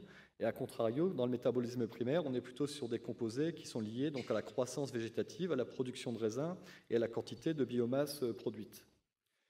Ce qui fait en fait, si on revient sur notre courbe d'Hérissé, donc sur une année type 2015, on aura effectivement donc différents types de fonctionnement de la vigne. Quand on sera effectivement sur les sols avec la courbe verte, on sera plutôt sur des sols qui vont favoriser un peu plus le métabolisme primaire et un peu moins le métabolisme secondaire. Et inversement, donc sur les zones rouges, on va un peu plus favoriser le métabolisme secondaire, tout simplement parce qu'il y a moins d'eau et moins d'azote disponible, et un peu moins le métabolisme primaire, ce qui peut expliquer effectivement des différences importantes en termes de rendement, de degrés ou de composés au niveau des raisins. Donc le sol, effectivement, même si on peut le modifier en partie, comme l'a expliqué Philippe, mais on est quand même assez contraint, et notamment contraint au niveau de l'eau, et Olivier y reviendra tout à l'heure. Et enfin, les pratiques des vignerons sont-ils un facteur d'équilibre? Donc là, forcément, c'est important. Ils vont être sur la taille et la gestion de la haie foliaire, ils vont être sur la fertilisation et sur notamment l'entretien des sols. Alors, je vais prendre deux exemples. Le premier exemple, en fait, c'est l'exemple de Montbray, donc, qui allie en fait des pratiques liées. Donc, c'est un essai qu'on a mené pendant 19 années, qui allie en fait des pratiques de fertilisation et des pratiques d'entretien des sols. Comme ça me permet de faire les deux choses à la place. Et effectivement, on voit sur la photo de la vigne enherbée, dès qu'il y a une zone qui est trop enherbée, notamment sous le rang, ça agit assez fortement sur la vigueur et bien entendu sur l'expression végétative. Donc quand on parle effectivement d'équilibre par rapport au témoin qui est en ligne rouge, et quand on regarde pendant 19 ans, une partie avec azote minéral entre 50 et 100 unités, une partie avec de l'enherbement assez prononcé, on arrive effectivement à des conséquences notamment sur la pourriture avec des moyennes de botrytis en intensité, donc, qui peuvent être largement différenciées. Donc sans surprise, la partie azote minéral est nettement plus pourrie que la partie enherbée. Mais ça, c'est des constats que vous avez déjà fait dans vos vignes. Et puis on retrouve également donc, dans des proportions plus modérées donc, les mêmes conséquences par rapport aux témoins non fertilisés.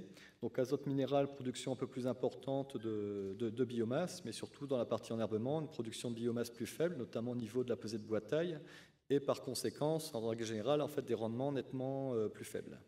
Alors il faut signaler également que c'était des zones plutôt rouges dans la carte d'aptitude des sols à l'enherbement. Et puis, donc pour effectivement exprimer ces notions d'équilibre sur les pratiques du vigneron, donc là, c'est un essai qui n'a pas encore été publié, c'est un essai qui a été mené depuis 2004 par François Langelier sur Plumecoq, et je vais juste prendre un petit exemple de cet essai qui sera bientôt publié. Donc on avait effectivement donc une vigne avec 4 charpentes, donc qui est en fait notre référence témoin, qui était rognée à 135 de haut. Et donc on a supprimé en fait 2 charpentes, et pour avoir en fait la même quantité de feuilles par rapport au nombre de bourgeons, on a réduit la surface foliaire par 2. d'accord, donc pour garder la même surface foliaire par rapport au nombre de bourgeons. Donc ça a duré pendant 5 ans, 6 ans, de 2004 à 2011. Et à partir de 2011, donc on a toujours supprimé les 2 charpentes par rapport aux témoins, mais en fait on est revenu à la même haie foliaire que la vigne avec 4 charpentes. Donc en fait pour doubler quasiment la quantité de feuilles par rapport à la charge en bourgeons. Alors, tout d'abord, donc sur la surface foliaire, est-ce que ça a fonctionné? Donc oui, parce que de 2004 à 2011, enfin 2010, on a effectivement réduit fortement la surface foliaire par rapport à la référence. Et de 2011 à 2015, c'est relativement simple, on a réussi à avoir strictement la même surface foliaire que la référence. Alors ce qui est assez intéressant, donc ça c'est pas un scoop, hein, mais par contre ce qui est surtout intéressant, c'est de voir comment ça se comporte au niveau de la biomasse produite, donc de la matière sèche. Donc on voit effectivement une chute assez forte de la matière sèche, donc de quasiment x2. Et donc on a quasiment une diminution d'entre 2004 et 2010 d'un facteur 2 de la matière sèche par rapport à la référence témoin. Par contre, dès qu'on va réaugmenter la surface foliaire, on voit en fait une réaugmentation de la matière sèche pendant 5 à 6 ans pour quasiment revenir au même niveau que la vigne avec 4 charpentes. Donc, c'est-à-dire que d'un côté, avec 2 charpentes et 4 charpentes, au bout d'un moment, au bout de 5-6 ans, on revient exactement à la même quantité produite en termes de matière sèche. Et ça se traduit également de la même façon au niveau du rendement, c'est-à-dire qu'en 2015, aujourd'hui, la vigne à 2 charpentes, mais avec surface foliaire identique à la vigne à 4 charpentes. Alors là, on produit toujours un peu moins, mais en fait, on rattrape assez facilement donc la vigne à 4 charpentes et avec la même surface foliaire. Donc ce qui est assez important, quand on parle d'équilibre, c'est toujours un rapport entre la quantité de feuilles et le potentiel du sol. Et donc c'est pas parce qu'en fait on augmente en une année la quantité de feuilles qu'on a un résultat immédiat, c'est-à-dire qu'on a à peu près entre 4 et 6 ans pour en fait avoir un effet significatif et un retour à l'équilibre de la plante. Et donc effectivement, quand on mesure une pratique sur la vigne, le résultat escompté, on l'a au bout de la 5e, 6e, 7e année. D'accord? Ça, c'est vraiment le point qui est important. Et donc, bon, là, c'est quelques résultats sur cet essai, mais qui comprend également la partie fertilité des bourgeons ou autre, et François va publier l'ensemble de ces résultats en 2016. Donc, pour finir, donc en Champagne, la notion d'équilibre existe. Reste à définir effectivement l'équilibre souhaité, et ça, c'est propre à chaque vigneron, à chaque mode de production. Par contre, une chose est certaine, c'est que pour piloter la vigne, il faut être capable de mesurer un ensemble de paramètres, notamment tout ce qui est vigueur, expression végétative. On dispose d'un capteur très performant, qui est l'œil, surtout quand il est plutôt pas trop mal. Par contre, on a une unité qui n'est pas du tout fonctionnelle, c'est le cerveau. C'est une unité de stockage en logique floue. La restitution, finalement, des observations de l'œil est complètement subjective. Et puis surtout, il stocke l'information sous forme de souvenirs. Donc ça, effectivement, ça peut poser quelques problèmes après de compréhension quand on parle de différentes données. Donc c'est pour ça que maintenant Julie va vous parler des outils qui permettent effectivement de mesurer cette vigueur, cette expression végétative, notamment dans le cas des vignes champenoises.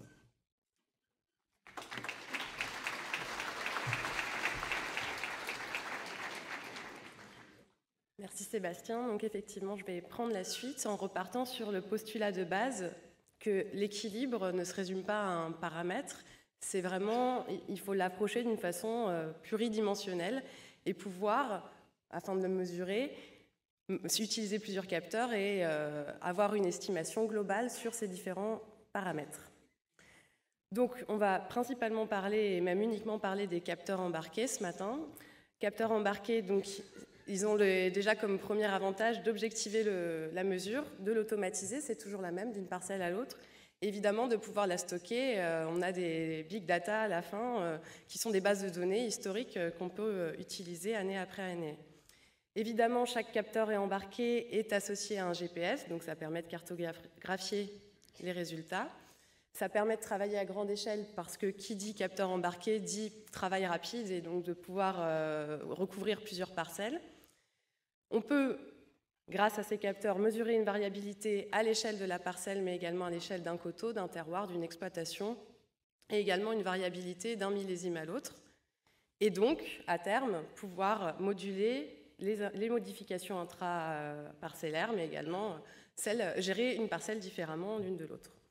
Donc, en capteur embarqué, il existe la télédétection. Schématiquement, c'est vision aérienne à l'aide de drones qui peuvent soit permettre de quantifier une expression végétative, un volume foliaire, soit permettre éventuellement de détecter des maladies comme la flavescence dorée, puisque le feuillage changeant de couleur, il est détectable. On va surtout parler aujourd'hui de la proxydétection, donc détection vraiment faite à la parcelle avec des capteurs embarqués sur chenillard ou enjambeur.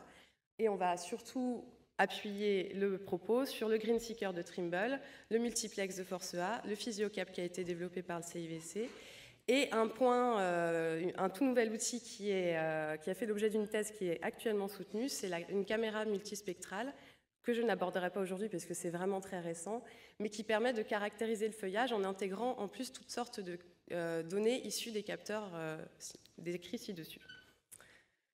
Donc, comme Sébastien l'a dit, l'équilibre de la vigne, c'est une notion qui intègre plusieurs paramètres. Il y a l'expression végétative et la vigueur, qui sont donc deux choses différentes, et qui sont en lien avec le métabolisme de la plante.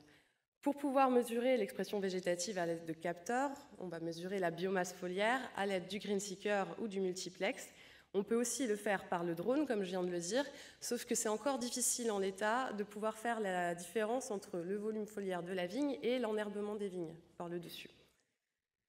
Et grâce aux feuilles, on peut, et à l'aide du multiplex, savoir dans quel métabolisme la vigne est en train d'agir, et donc de savoir si elle est plutôt dans un métabolisme primaire ou plutôt dans un métabolisme secondaire. J'y reviendrai plus tard. Le multiplex permet également, grâce à sa capacité de capter quelles molécules sont synthétisées par la plante, de savoir si la plante est actuellement en train de réagir à une agression en synthétisant des molécules de défense. Au niveau du bois, ça va être le capteur de bois de taille qui va être apte à mesurer l'expression végétative, c'est-à-dire la biomasse du bois, et la vigueur grâce au diamètre, qu'il mesure également. Donc, pour vous expliquer, le multiplex, à la base, c'est un capteur qui est portable à la main. Donc on le passe contre les feuilles ou les grappes, notamment les feuilles. Et donc, au CIVC, il a été mis sur un chenillard pour les essais. C'est un capteur optique qui fonctionne avec la technologie de la fluorimétrie.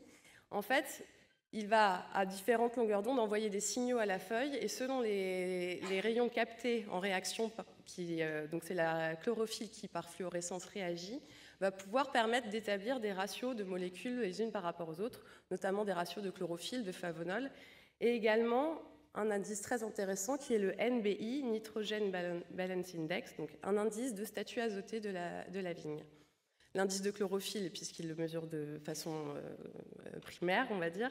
Un indice de porosité qui est l'indice de Ferrari, c'est-à-dire qu'il est en plus capable de donner des indications sur le développement végétatif des feuilles.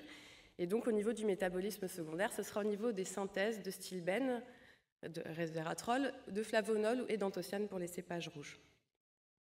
Le Green Seeker, quant à lui, donc, il donne un indice qui est le NDVI, c'est un indice de végétation. En fait, concrètement, il mesure la porosité du feuillage.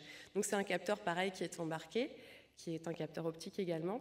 Comme en Champagne, nous avons des vignes étroites qui sont très bien palissées et avec une faible épaisseur de feuillage, le postulat de base, ça a été de dire si la porosité du feuillage diminue, ça veut dire que ma surface foliaire augmente.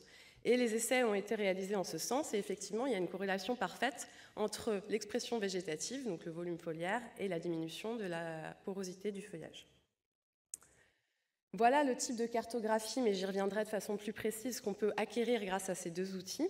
En l'occurrence, ce qui est assez intéressant, donc sur la carte de droite, qui est en vert, c'est les indices NDVI. Et donc on constate que les zones les plus vertes foncées, celles où le feuillage est le plus dense, correspondent aux zones où l'équilibre azoté, le statut azoté est le moins contraint dans les vignes. C'est-à-dire que moins il y a de contraintes azotées, plus le feuillage est dense. Et dans les zones beaucoup plus claires sur la carte de droite, on constate que c'est aussi les vignes les moins denses en termes de végétation. Je vais maintenant aborder le fonctionnement du PhysioCap de façon assez rapide.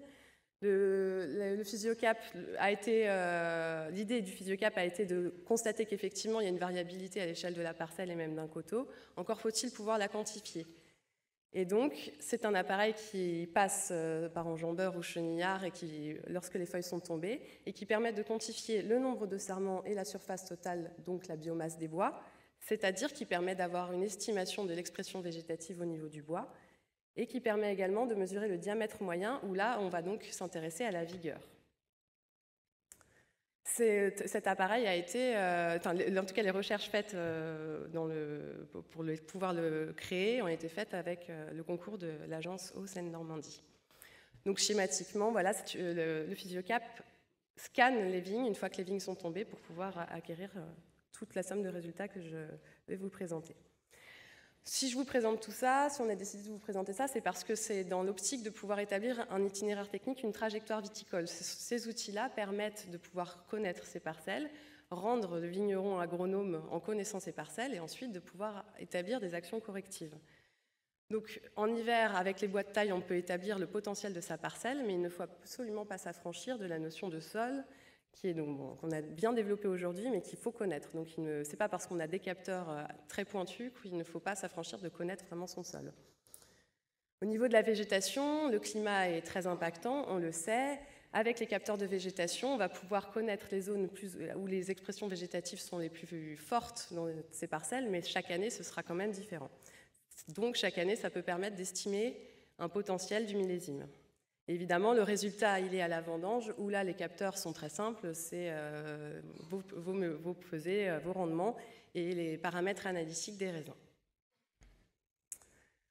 Je vais vous donner un exemple concret sur lesquels on a des résultats, sachant que tous ces capteurs-là, ces monitorings, sont également faits dans un réseau de 12 parcelles, avec des décisions au niveau des dates de vendange, avec le concours d'une maison de champagne.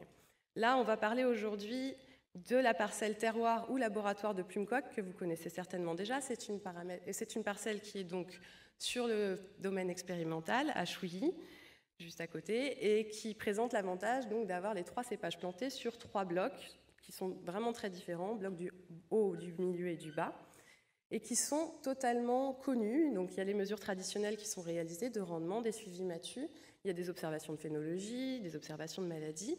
La surface foliaire totale a été mesurée.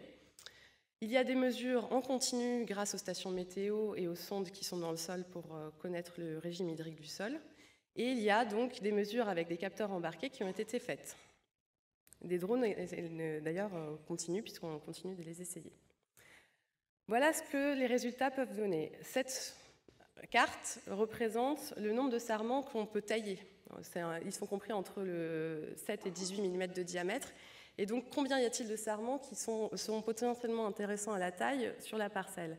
On constate que le bloc du haut a donc des diamètres, des bois de gros diamètre beaucoup moins importants, et donc que la taille sera moins facile, mais également que c'est donc moins vigoureux dans le haut. Le chardonnay du bloc du haut se comporte mieux. Cette carte, ensuite, on a décidé de la comparer avec l'indice NBI, qui est donc l'indice de statut azoté qu'on obtient avec le multiplex. Plus c'est jaune, plus on va rentrer dans un état de carence azotée. Plus c'est vert, moins on est en carence. Là, en l'occurrence, on constate qu'il y a eu une vigueur mesurée qui est inférieure, mais il y a une carence azotée en végétation qui est visible sur le feuillage. Le NBI, en fait, je vais rentrer dans le détail tout de suite, il est mesuré par l'appareil multiplex en faisant un ratio sur la synthèse de chlorophylle par rapport à la synthèse de flavonol, c'est-à-dire un ratio sur la bascule entre quand la vigne est en métabolisme primaire et qu'elle commence à passer en métabolisme secondaire. Donc plus il y a de flavonol synthétisé, plus elle rentre en métabolisme secondaire et donc plus elle commence à rentrer dans une carence. En l'occurrence, plus il y a de flavonol, de fait, plus la carence en azote est importante, ce qu'on retrouve donc sur cette carte puisque les zones les plus concentrées sont dans le bloc du haut. Et enfin, un indice, donc l'indice NDVI obtenu avec le Green Seeker, donc la densité du feuillage, qui vient encore confirmer les impressions que nous avions déjà eues avec les autres indices. Une forte hétérogénéité au niveau des blocs, mais là, en l'occurrence, on distingue aussi une hétérogénéité entre les cépages. En l'occurrence, c'est le meunier qui ressort comme moins dense. A-t-on besoin d'un capteur pour savoir ça, que le meunier a un feuillage moins dense? Effectivement, non, mais ce n'est pas la seule chose qu'on arrive à avoir avec l'interprétation du NDVI, heureusement. Toutes ces mesures-là sont évidemment couplées avec des mesures de potentiel hydrique foliaire, dont Olivier est l'expert au CIVC. Je ne sais pas s'il l'abordera dans sa présentation, mais en tout cas, voilà. Et là, on constate en l'occurrence que la contrainte hydrique est beaucoup plus élevée également dans le bloc du haut que dans le bloc du bas. Donc, au niveau de l'interprétation, je rappelle juste, je vais comparer 2 années très différentes au niveau du profil du climat et expliquer en quoi ça a joué sur les expressions végétatives et sur les carences azotées en vous rappelant simplement comment la plante intègre l'azote, quand est-ce qu'elle l'utilise et notamment quand est-ce qu'elle le capte dans le sol. Du débourrement jusqu'à la fin de la floraison, elle le puise principalement dans ses racines et ses réserves. Elle commence à le puiser dans le sol une fois la nouaison passée. C'est d'ailleurs le moment où le sol commence à le libérer, où il y a un premier pic. Et le deuxième pic se fait un petit peu avant la véraison. Pour autant, l'azote libéré par le sol est inférieur. Donc vraiment, ce graphique, il faut l'interpréter comme si l'azote n'a pas été capté dans le sol avant le stade petit pois, entre guillemets, la messe est dite. On le constate avec une comparaison de 2 années au niveau de l'indice de statut azoté. 2010, qui pour mémoire était une année où on a eu une sécheresse, mais à partir de mi-juin, entre mi-juin et mi-août. Avant, ça avait été bien pluvieux, notamment au printemps, et donc aucune contrainte hydrique et une minéralisation satisfaisante au niveau du sol. Donc la vigne a pu puiser l'azote de façon correcte et ça se revoit. Alors que 2011, souvenez-vous, année à laquelle on a eu une contrainte hydrique très précoce avant la fleur, aucune minéralisation ou très peu.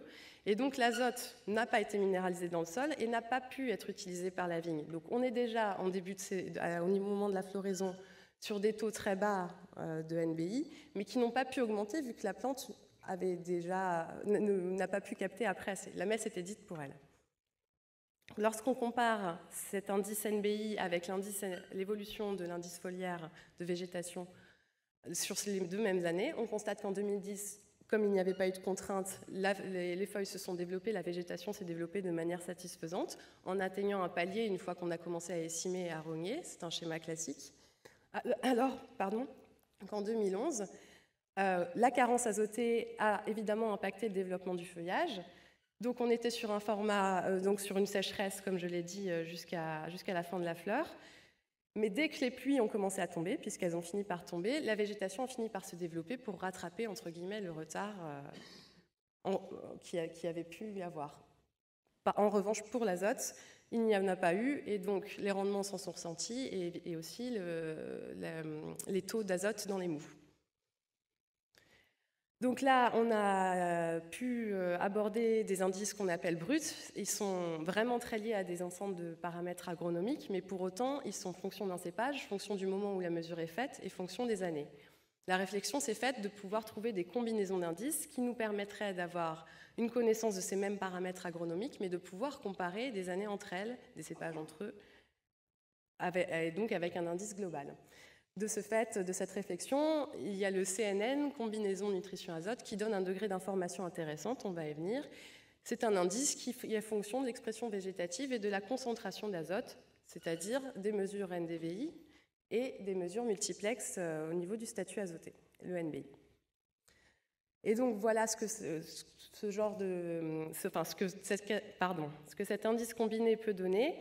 On arrive à avoir une évolution qui suit à peu près le même chemin pour les 2 années, mais on arrive très bien à comparer 2010 et 2011 pour autant. Et on arrive très bien aussi à estimer les comportements des cépages les uns par rapport aux autres. Enfin, si on veut aussi combiner ces indices avec des paramètres mesurables liés notamment à la qualité des mous, et qui sont facilement mesurables. Si on compare l'azote total dans les mous, on voit déjà donc très clairement encore que le bloc du haut est vraiment carencé en azote, que ça s'en ressent au niveau du rendement. Et le CNN, qui est mesuré au cours de l'année, pouvait l'estimer de façon assez précoce. En l'occurrence, sur les 2 années 2010 et 2011 dont je viens de vous parler, le CNN a été totalement corrélé avec les rendements obtenus à la vendange. Donc cette réflexion, comme je vous l'ai expliqué, ce sont des outils d'aide à la décision qui intéressent l'agronome, qui peuvent permettre d'établir des actions correctives au niveau de la fertilisation, de la gestion de sa bande enherbée. Lorsqu'on connaît le comportement de sa vigne, on est à même à pouvoir la gérer en fonction des conditions climatiques. Évidemment, des modulations de la taille. Au niveau de la végétation, on peut, une fois qu'on sait le comportement de sa vigne, pouvoir anticiper une application de chélate, mais encore une fois, c'est selon les parcelles et selon leur comportement. Éventuellement, en cours de saison, une fertilisation d'azote foliaire. Évidemment, on peut jouer sur la hauteur de son feuillage. Et à terme également, piloter ses traitements fongicides en fonction de l'établissement de son feuillage et du comportement de sa vigne. Au final, tout cela n'a pas grand sens si on ne gère pas ses vendanges et si on ne suit pas de façon rigoureuse la maturation de ses raisins, si on n'établit pas des circuits de vendange qui sont fonction de ses résultats et du comportement de sa parcelle, et donc des vendanges plus qualitatives. Donc tout cela pour aider à piloter d'une façon agronomique ces parcelles et à mieux les connaître, mais surtout pour pouvoir gérer l'équilibre. Et là, c'est le vigneron qui gère l'équilibre de sa vigne en connaissant sa vigne sous toutes ses coutures. Je vous remercie de votre attention.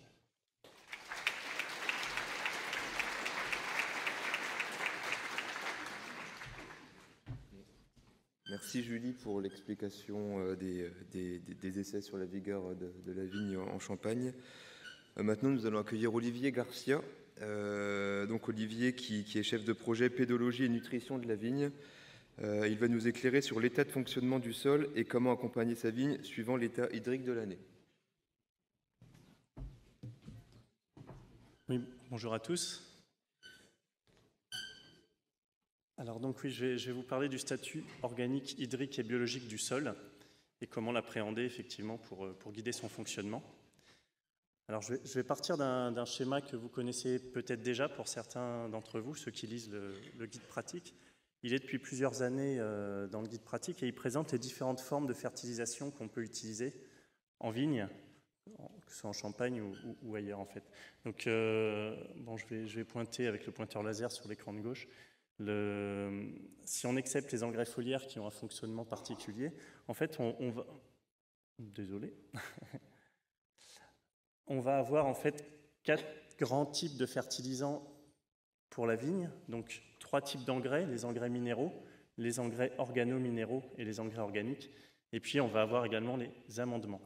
Alors pour faire assez rapidement tout ce qui est minéral, donc les engrais minéraux et les fractions minérales des engrais organo-minéraux, vont avoir un fonctionnement rapide et direct. En fait, ils vont arriver au sol, ils vont être dissous dans la phase liquide du sol et ils vont rentrer directement au niveau racinaire. Donc ils vont rentrer s'ils peuvent rentrer. Par exemple, pour l'azote, on va avoir une rentrée d'azote au niveau racinaire uniquement s'il y a des flux d'eau dans la plante, c'est-à-dire uniquement s'il y a des feuilles qui sont capables de tirer l'eau vers le haut pour qu'il y ait une absorption au niveau racinaire. En gros, la réglementation autorise l'apport d'azote minéral le 16 janvier à 50 unités. Si on l'apporte le 16 janvier, au débourrement le 15 avril en moyenne, l'azote sera intégralement dans la rivière ou dans les eaux superficielles ou profondes. Voilà. Donc en gros, l'azote minéral doit être vraiment bien piloté pour être apporté au bon endroit et au bon moment. Alors toutes les autres formes, par contre, toutes les fractions organiques, que ce soit des engrais organiques ou que ce soit des amendements organiques, ces matières vont passer par différents processus qui vont permettre leur assimilation. Donc une fois l'apport de ces matières organiques fait, ils s'incorporent au pool de matières organiques fraîches du sol. Et tous les êtres vivants, cette matière organique vivante dont on a beaucoup parlé ce matin, qui en fait n'est que de 2 à 4% de la matière organique du sol, va digérer toutes ces chaînes carbonées, et en digérant toutes ces chaînes carbonées, va libérer les éléments nutritifs, azote et autres, qui vont donc s'incorporer à la phase liquide du sol et pouvoir être assimilés par la plante. Le gros intérêt en fait de ces formes organiques, c'est que l'hiver, les sols sont un peu plus frais, la minéralisation est ralentie, voire arrêtée. Les racines de vigne se développent certes, mais l'assimilation est également ralentie et arrêtée même. Et lorsque les sols se réchauffent un peu au printemps, on va avoir une synchronisation des cycles, un redémarrage de tout ce qui est micro-organismes, lombriques, etc. Et en même temps, une assimilation des éléments nutritifs libérés directement par la plante. Donc on a vraiment cette synchronisation des cycles et qui en fait va éviter tous ces phénomènes de lessivage. Voilà. Alors, je vous fais cette rapide introduction pour ensuite développer 2 points au niveau du statut organique du sol. Donc 2 points qu'on va trouver sur l'analyse de terre, c'est le taux de matière organique, et puis après on verra le rapport carbone sur azote qu'on trouve sur l'analyse de terre. Alors le taux de matière organique qu'on a sur un bulletin d'analyse de terre, c'est bien l'ensemble des matières organiques du sol. Il n'y a pas de différence. de différenciation entre la matière organique fraîche, la matière organique stable, l'humus, et la matière organique vivante. Donc on a un taux de matière organique. Globalement, ce taux de matière organique sur le vignoble champenois, là c'est une moyenne de 4500 analyses de terre du réseau Vitisol. La moyenne est de 34 pour 1000. 34 pour 1000, c'est assez élevé, ça fait partie on fait partie en Champagne des vignobles qui ont les plus hauts taux de matière organique. Et l'idéal, en fonction du type de sol, donc on ait un sol plutôt argileux, plutôt sableux, etc., l'idéal va être compris entre 25 et 40 pour 1000. Donc on va avoir des sols qui vont être faiblement pourvus en matière organique. On a un quart des sols en fait, qui ont un taux de matière organique inférieur à l'optimum agronomique sur ces 4500 analyses. On a 15% des parcelles seulement qui ont un taux de matière organique qui se rapproche de l'optimum. Et on a une grosse majorité, 62%, pas loin de 2 tiers, des sols qui ont un excès de matière organique par rapport à l'optimum agronomique. Voilà, donc premier point. Deuxième point, et après je mettrai tout ça, je vous expliquerai comment on fait le lien entre les deux paramètres. Le rapport carbone sur azote va montrer sur l'analyse de terre la vitesse de minéralisation de cette matière organique fraîche. Donc montrer la vitesse à laquelle les éléments nutritifs sont disponibles pour la plante. Et du coup, c'est pour ça que je présente ça sous forme d'un robinet, sous forme d'un flux en fait, d'éléments nutritifs. Si on regarde sur le même jeu de 4500 analyses de terre, on a une moyenne à 12,4. Alors, ça vous fait une belle jambe, 12,4. En fait, l'idéal est entre 8 et 13. Si on est en dessous de 8, on va avoir une minéralisation accélérée. Et si on est au-dessus de 13, on va avoir une minéralisation ralentie, voire très ralentie, si on commence à être autour à C sur N à 15, 16, 18. Voici les statistiques sur 4500 analyses de terre. On a 2 tiers des parcelles qui ont un C sur N correct, donc pas de problème de minéralisation sur le papier. Un quart des parcelles où on dénote des problèmes qui pourraient arriver, donc un début de ralentissement de la minéralisation. Et puis on a ce 10% d'analyse de terre où la matière organique est bloquée. Donc c'est pour ça que j'ai schématisé un petit robinet fermé. Alors je vous propose de voir rapidement 4 situations qu'on rencontre fréquemment en Champagne. 4 situations au niveau matière organique et rapport carbone sur azote, et comment on gère ça au niveau du vignoble, au niveau fertilisation de la vigne. Donc ici, là, on est dans le cas idéal, on a un taux de matière organique optimal, on a un rapport carbone sur azote également situé dans la bonne fourchette. On est à 12% des parcelles sur le réseau d'analyse de terre. Alors ici, qu'est-ce qu'on fait? En fait, on va pouvoir réaliser une fertilisation en fonction de la vigueur de la vigne, donc c'est une fertilisation d'entretien. Si la vigne a une bonne vigueur ou un excès de vigueur, on peut se permettre de faire l'impasse de fertilisation. Tout se passe bien au niveau des sols, la minéralisation se passe bien, la plante réagit bien, on peut se permettre de faire des impasses. Si on a des baisses de vigueur au niveau du diamètre des sarments, on l'a vu juste avant, on va pouvoir apporter une fertilisation azotée sous forme organique, sous forme d'amendement ou d'engrais, afin de maintenir la vigueur en rapport avec ses objectifs de production. Second cas, on est dans 20% des parcelles, 21%, on a des taux de matière organique qui sont trop faibles. Un rapport carbone sur azote qui lui est bon. Donc en fait, on a une bonne minéralisation. En général, la vigueur de la plante est bonne sur ce type d'analyse de terre, de sol. Par contre, on a quand même un risque notamment de mauvaise structuration des sols et un risque de baisse de vigueur. Donc ici, dans ces cas-là, on va chercher à augmenter le taux de matière organique. Et par rapport à tous les types de fertilisants que je vous ai montrés en début d'exposé, on va chercher des matières organiques qui vont se stocker dans les sols, se stocker sous forme d'humus. Et donc, on va apporter plutôt des amendements qui ont plus un pouvoir de structuration des sols que de nutrition directe de la vigne.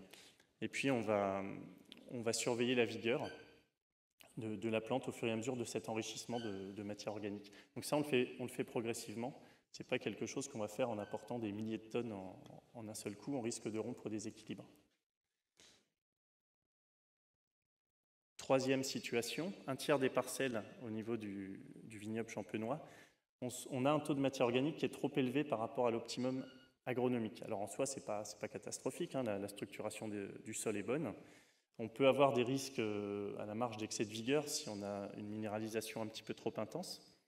En fait, le raisonnement de la fertilisation dans ces cas-là, on a le frigo qui est plein, on a la bonne quantité de matière organique au niveau des sols, on va arrêter les apports de fertilisants qui se stockent dans les sols. Donc ce n'est pas la peine d'apporter des écorces ou des amendements, il y a ce qu'il faut au niveau matière organique.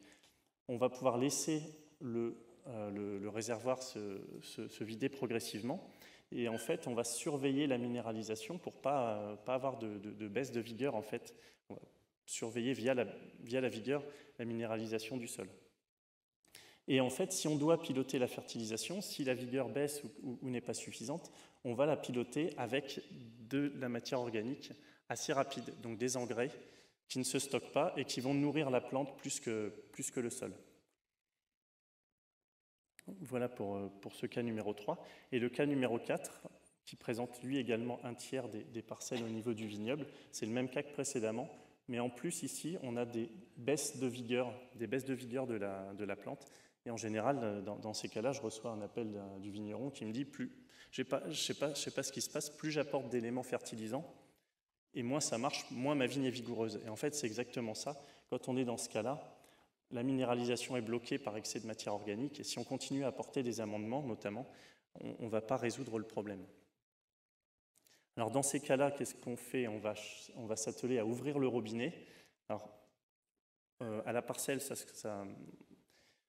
en fait, on va aérer le sol, on va chercher à relancer la vie microbienne au niveau des sols, la vie microbienne, les lombriques, etc. On va mettre tous les éléments nutritifs en mouvement via des griffages, des aérations. Surtout, on arrête les apports de matière organique qui se stockent. Il y a ce qu'il faut, il y a largement ce qu'il faut, et on va relancer la vie du sol avec un choix de matière organique rapide. Donc on parle de guano ou des engrais assez rapides. Au niveau scientifique, Philippe n'en a pas parlé aujourd'hui, mais on parle de priming effect. En fait, on va donner de la nourriture aux micro-organismes du sol qui vont se développer, et une fois qu'ils auront mangé ce substrat rapidement disponible, ces micro-organismes vont pouvoir s'attaquer au substrat moins facilement disponible pour nourrir la plante. Voilà. Dans les cas graves, quand la vigne est vraiment en train de dépérir et que la pérennité de la plante est en jeu, on peut conseiller des azotes, soit sous forme minérale ou des formes vraiment très rapides, des azotes liquides, organiques liquides, qui se rapprochent beaucoup de l'engrais minéral. Voilà. Et après, qu'est-ce qu'on fait ? On se retrouve dans le cas précédent. On va continuer à gérer la fertilisation avec des engrais organiques, donc pas de matière organique qui se stocke, et en surveillant bien que la vigueur ne redescend pas. Donc voilà pour un petit tour d'horizon sur le raisonnement de la fertilisation. Ces 4 cas, sur l'ensemble des analyses de terre du réseau Vitisol, c'est 95% des cas qu'on rencontre en Champagne. Donc si on a bien ça en tête, en fait, on va pouvoir catégoriser ces parcelles pour choisir sa fertilisation vraiment adaptée à son type de sol, à sa vigne et à ses objectifs. Donc tout ça, je vous ai expliqué un peu comment on met en mouvement, comment on raisonne ce schéma, les principaux mécanismes. Il y a un élément dont je n'ai pas parlé, qui est primordial, c'est l'eau, la disponibilité en eau dans les sols. Et si on n'a pas d'eau au niveau des sols, en fait, on peut oublier tout ce que je viens de dire. La minéralisation, les vers de terre ils vont se planquer au fond le temps qu'il repleuve. Les bactéries se mettent en pause. Tout ce qui est minéral, pareil, ça ne va pas être transporté. Et tout ce qui est éléments nutritifs libérés ne seront déjà pas libérés. Et même s'ils étaient libérés, ils ne pourraient pas rentrer dans la plante. Voilà. Donc, comment expliquer en fait l'eau au niveau des sols? Ici, on a une vigne qui a faim à cause d'une sécheresse. En fait, ce qui se passe quand on a un manque d'eau, c'est d'abord le sol qui a soif. Le sol a soif, la microfaune, la microflore, les lombriques ont soif, et donc la minéralisation s'arrête. Et donc la vigne va avoir un manque d'azote. La vigne n'a pas soif dans un premier temps. C'est une plante qui a des bonnes capacités à résister au manque d'eau. Elle va d'abord avoir faim, et lui manque de l'azote. Et par contre, ici, on a une vigne qui a soif, vraiment soif, et en fait, la vigne va se défolier à partir du bas. Les feuilles les plus anciennes vont être abandonnées. Donc ça, c'est un choix de la vigne. Elle abandonne les feuilles qui sont moins actives d'un point de vue photosynthétique. Et progressivement, les feuilles de plus en plus haut vont être abandonnées au niveau du feuillage. Voilà. Donc on voit bien la différence des symptômes entre le manque d'azote et puis le manque d'eau. Alors comment appréhender le statut hydrique du sol ? Sébastien a montré tout à l'heure la carte de pilotage de l'enherbement, donc qui est disponible depuis plus d'une dizaine d'années maintenant au CIVC. Elle est aujourd'hui sur l'extranet, donc disponible d'un simple clic, hein, d'une certaine façon. Et en fait, on catégorise l'ensemble du territoire AOC Champagne. On le zone avec 3 codes couleurs, vert, orange, rouge, en fonction de la facilité ou de la complexité à réaliser des enherbements sur ces parcelles. Donc les sols en vert sur la carte sont les sols les plus faciles à enherber. Et plus on va vers le rouge, plus la technicité et la complexité augmentent, avec une nécessaire réactivité sur tout ce qui est sol en zone rouge. Ce sont les sols les plus superficiels. Donc cette carte, c'est un premier aspect, une première façon de voir le statut hydrique du sol, mais en fait, on va s'intéresser vraiment que au sol. C'est un aspect statique, c'est pas dynamique, un petit peu à la manière de cette éponge. En moyenne, la réserve utile des sols champenois est comprise entre 100 et 300 mm. Et donc ça, c'est une première base pour classer ces parcelles, mais ça ne va pas suffire à comprendre les mécanismes en cours de saison. Alors, je vais vous faire une petite animation. Lorsque les sols sont relativement secs en sortie de saison suite aux vendanges, en saison hivernale, lorsque l'évaporation est très limitée, lorsque les pluies vont se stocker progressivement dans les sols vont se recharger d'abord comme ça, progressivement, de plus en plus sans profondeur, et puis progressivement, les nappes phréatiques vont se remplir, vont se recharger également, pour atteindre un niveau maximal, en général en sortie d'hiver ou au printemps. Donc ça, c'est un schéma très simplifié. Et à l'inverse, l'assèchement des sols en période de sécheresse, en période sèche, va se faire à l'inverse par le dessus. Donc on a les sols qui se dessèchent. Ici, les petites flèches vont schématiser en fait l'évaporation des sols, mais également l'utilisation de l'eau par les plantes, l'herbe, la vigne, etc. Et donc on a un dessèchement progressif des sols. Une fois que les sols sont secs, ils sont secs. Il n'y a pas de relation avec la nappe qui est en dessous. Donc c'est pas pour ça qu'on a un hiver ou un printemps très très pluvieux, c'est pas parce qu'on a énormément d'eau qu'on part mieux loti pour le début de saison. On part en début de saison uniquement avec l'eau qui est contenue dans les sols. Alors à la marge, il y a des phénomènes de lien à la nappe, mais qui vont être capables de limiter les contraintes hydriques, mais ça va être les remontées capillaires liées à la craie, des phénomènes de source, etc. Mais le schéma global, c'est celui-là. Je vous donne quelques chiffres sur les disponibilités en eau et sur les flux d'eau en cours d'année. 100 à 300 mm, c'est la réserve utile moyenne du vignoble champenois, donc 100 mm, c'est très très superficiel. 300, c'est finalement pas si profond que ça. La vigne a besoin de 400 mm pour faire son cycle, donc du débourrement jusqu'à la vendange. C'est pas énorme, hein, c'est une plante qui est assez peu consommatrice en eau. Donc on peut se dire qu'on a déjà à peu près la moitié stocké dans les sols, la moitié des besoins annuels de la plante. Les précipitations moyennes sur le vignoble champenois sont de 60 mm par mois, quelle que soit la saison, l'été comme l'hiver, le printemps comme l'automne. Donc sur 5 mois de saison végétative, on peut imaginer, on a 300 mm, avec tout ça, on va boucler sans aucun problème les besoins en eau de la plante. En fait, c'est sans compter cette évapotranspiration mensuelle moyenne qui peut être moyennement élevée ou très élevée en fonction des conditions climatiques. Et vu la superficialité des sols dans le contexte champenois, en fait, on est un peu sur le fil du rasoir et ça peut très rapidement basculer d'un côté ou de l'autre, donc vers des excès d'eau ou vers des manques d'eau. 2 à 3 semaines sans eau, on commence à avoir des sols qui sont secs, voire très secs. Alors comment prendre en compte cette dynamique annuelle ?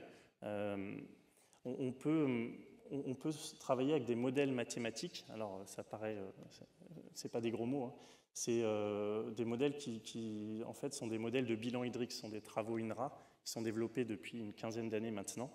Et en fait, c'est un peu à l'image de cette tirelire. Si vous savez que cette tirelire est pleine au 1er janvier, si le 1er janvier, vous prenez un peu d'argent dedans, le 2 janvier, vous remettez un peu dessous, puis vous en reprenez un petit peu, vous pouvez faire le compte tous les soirs. Donc le 1er janvier au soir, il vous reste 98 €, s'il y avait 100 € en début d'année. Le 2 janvier, 97, etc. Et puis, jour après jour, vous pouvez tracer le graphique d'évolution du niveau de votre tirelire sans la casser, sans l'ouvrir. En fait, on va faire exactement ça avec des données météo. Donc sur le vignoble champenois, on a plus de 35 stations météo gérées par le CIVC. Et toutes ces données-là, on va pouvoir modéliser les entrées et les sorties d'eau du sol. Donc les entrées, c'est essentiellement les pluies. Les sorties, c'est la consommation d'eau par la vigne, la transpiration. Et en fait, bon, il y a quelques petites formules mathématiques. C'est pas si compliqué que ça quand on s'y penche. Il faut s'y pencher longtemps. Voilà.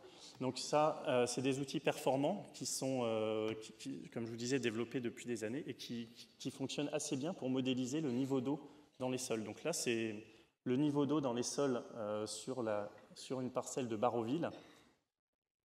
Donc entre 0 et 1, donc entre 0 et 100% de la réserve utile, au fur et à mesure de la saison viticole. Donc on commence ici début mars jusqu'à après vendange. On voit ce dessèchement progressif qui est très très bas cette année sur la plupart des secteurs. Donc c'est un modèle. Et en fait, le problème des modèles, c'est un petit peu ici, je vous ai mis un compteur de vitesse sur une voiture. Si on enlève les chiffres, on est bien content de savoir que l'aiguille, elle est ici. On ne sait pas si on est à 50 à l'heure ou 130 à l'heure. Et un modèle, on peut lui faire dire un peu n'importe quoi en fonction des paramétrages, des différentes équations que je vous ai mis sur la diapo précédente. Alors, comment est-ce qu'on fait pour savoir pour caler le modèle par rapport à la réalité du terrain? En fait, on a des mesures, comme disait Julie, dont je m'occupe au CIVC. Ce sont les mesures de potentiel hydrique foliaire de base qui se font avec ce petit outil-là qui doit peser pas loin de 15-20 kg. C'est une chambre à pression. Donc cette chambre à pression, c'est un gros cylindre en inox. On a un manomètre, différents robinets, un système pour accrocher une grosse bonbonne d'azote sous pression. Et en fait, le principe est qu'on va insérer une feuille dans la chambre à pression avec le pétiole qui sort de l'orifice jointé. On ferme le couvercle et ensuite on envoie la pression jusqu'à ce qu'une goutte de sève exude du pétiole. Et là, on arrête d'envoyer du gaz et on note la pression que donne le manomètre. Alors cette mesure-là, en fait, consiste à interroger la vigne et on lui demande « Est-ce que tu as soif ?» Et la vigne répond via cette mesure de pression. Donc plus la vigne a soif, plus elle retient son eau. Moins elle a soif, moins elle retient l'eau. Et en fait, il va falloir plus de pression pour extraire une goutte quand la vigne a soif, voire très soif. Et tout ça, c'est très carré au niveau agronomique, au niveau international. Ce sont des données qui font vraiment référence. C'est vraiment une mesure de référence. Elle a un tout petit inconvénient, c'est qu'en fait, elle se fait quand la vigne est à l'équilibre avec les sols au niveau hydrique. C'est-à-dire, lorsque les stomates se ferment en début de nuit, la vigne se recharge et elle est rechargée à 2 heures du matin. Et elle commence à se redécharger dès que le jour se lève. Voilà. Par contre, la mesure est très pertinente. Et on voit ici, j'ai mis les petits points rouges sur le graphique. C'est les 6 mesures, par exemple, qu'on a fait sur la parcelle de Baroville cette saison. Et on peut caler parfaitement le modèle par rapport aux mesures terrain. Donc une fois que le modèle est calé, on n'a plus besoin de faire de mesures terrain et on peut, quelle que soit l'année, faire tourner ce modèle pour connaître le niveau de réserve d'eau dans les sols. Donc c'est ce qu'on fait. C'est ce qu'on a fait sur l'intégralité du vignoble cette saison, sur 60 parcelles qu'on a suivies sur des cinétiques sur plusieurs points. Et l'intérêt de tout ça, en fait, c'est de développer des outils, des nouveaux outils pour vous guider, pour guider l'enherbement, pour guider la gestion des sols, pour guider la fertilisation, etc. Et donc là, on a développé un outil qui est en ligne depuis cet été, qui est disponible depuis la saison 2014, encore à l'étape de prototype, et qui commence à être vraiment un outil finalisé. On propose des sorties graphiques pour chaque secteur. Donc ici, Verzenay, on avait vu Baroville juste avant, mais en fait, sur l'intégralité du vignoble champenois, on propose des courbes de ce genre. Donc, qu'est-ce qu'il y a sur cette courbe? Je vous remets les petits schémas de tout à l'heure. On a ici le niveau d'eau dans les sols, le pourcentage d'eau. Et les courbes ici vont mimer le dessèchement des sols, la réhydratation également des sols. Et on a rajouté 2 choses, une enveloppe haute et basse, donc on voit les pointillés ici. Ça, c'est l'itinéraire hydrique idéal. Si on se situe entre les 2 bornes haute et basse, globalement, on est dans le bon pour la production de raisins dans un contexte champenois. Donc on a ensuite, on voit les courbes ici, on a 3 courbes, une courbe rouge, une orange, une verte. En fait, ici, on renvoie directement au code couleur de la carte de pilotage de l'enherbement. Et on va pouvoir voir au fur et à mesure de la saison. Donc ces outils-là ne sont pas disponibles en fin de saison, ils sont disponibles en direct avec une mise à jour hebdomadaire sur l'extranet du CIVC en cours de saison. Et donc on peut voir l'évolution progressive des stocks d'eau sur des parcelles superficielles, intermédiaires ou profondes. Et ici, lorsque la courbe sort de l'itinéraire hydrique idéal, ça veut dire qu'on commence ici à être trop sec par rapport aux besoins en eau de la vigne. Concrètement, on a commencé en début de saison à voir que les courbes se cassaient la gueule. On a commencé très tôt en saison à préconiser des réductions de couverts enherbés, des retournements ou des réductions de bandes enherbées, notamment sur sol superficiel. Et puis, le modèle montre par exemple que 3 semaines après, on atteint le même niveau sur les sols profonds. Donc on peut estimer un petit peu les délais différentiels entre les parcelles. Ici, on voit que sur des sols très superficiels, on est passé en contrainte hydrique plus que modérée, donc forte à très forte, assez tôt en saison. Alors qu'ici, si on regarde la courbe verte, même au moment de la véraison, on était finalement toujours pas loin de l'enveloppe idéale sur les sols les plus profonds. Après, qu'est-ce qu'on voit d'autre? On voit par exemple des recharges qui sont plus rapides sur les sols superficiels. Le modèle prend bien en compte ce fonctionnement des sols. Et ici, étant donné la contrainte hydrique très sévère subie sur les sols plus superficiels, on pouvait craindre des rechargements un peu rapides et provoquant un peu des éclatements de baies possibles sur ces parcelles les plus superficielles. Voilà.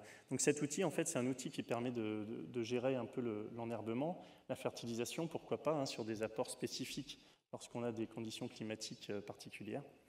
Et ça permet également de faire des scénarios, de se projeter, de comparer les années, soit les années entre elles, 2015, 2014, 2003, 76, etc. Ça permet également de comparer les secteurs au cours d'une même saison.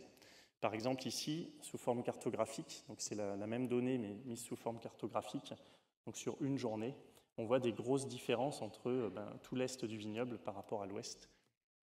Donc ça, c'est une des sorties du modèle qui arrivera dans 1 an ou 2 quand on aura tout mis ça en place. Voilà. Donc je vous ai parlé du statut organique, je vous ai parlé du statut hydrique et comment on l'appréhende. On va s'intéresser, mais ça a déjà été vu pas mal ce matin, rapidement aux essais qui ont été faits au CIVC sur le 3e volet, donc le statut biologique des sols, et comment appréhender ce statut biologique. Alors, j'ai 30 minutes en tout, donc pour ne pas déborder, je vais vraiment faire un rapide tour d'horizon. Alors, je vais vous montrer des petits focus sur l'impact des pratiques d'entretien du sol, pratiques de protection de la vigne et puis des pratiques de fertilisation. Comment est-ce qu'elles peuvent modifier le statut biologique du sol? Alors, une seule diapo pour l'entretien du sol, par exemple. Lorsqu'on dénombre, donc dénombrer des lombrics par mètre carré, ça consiste à tracer un mètre carré avec des fils comme ça, à verser de la moutarde diluée dessus et puis à attendre qu'ils sortent et puis on les compte. La pratique d'entretien du sol qui est la plus respectueuse au niveau lombric, c'est l'enherbement maîtrisé.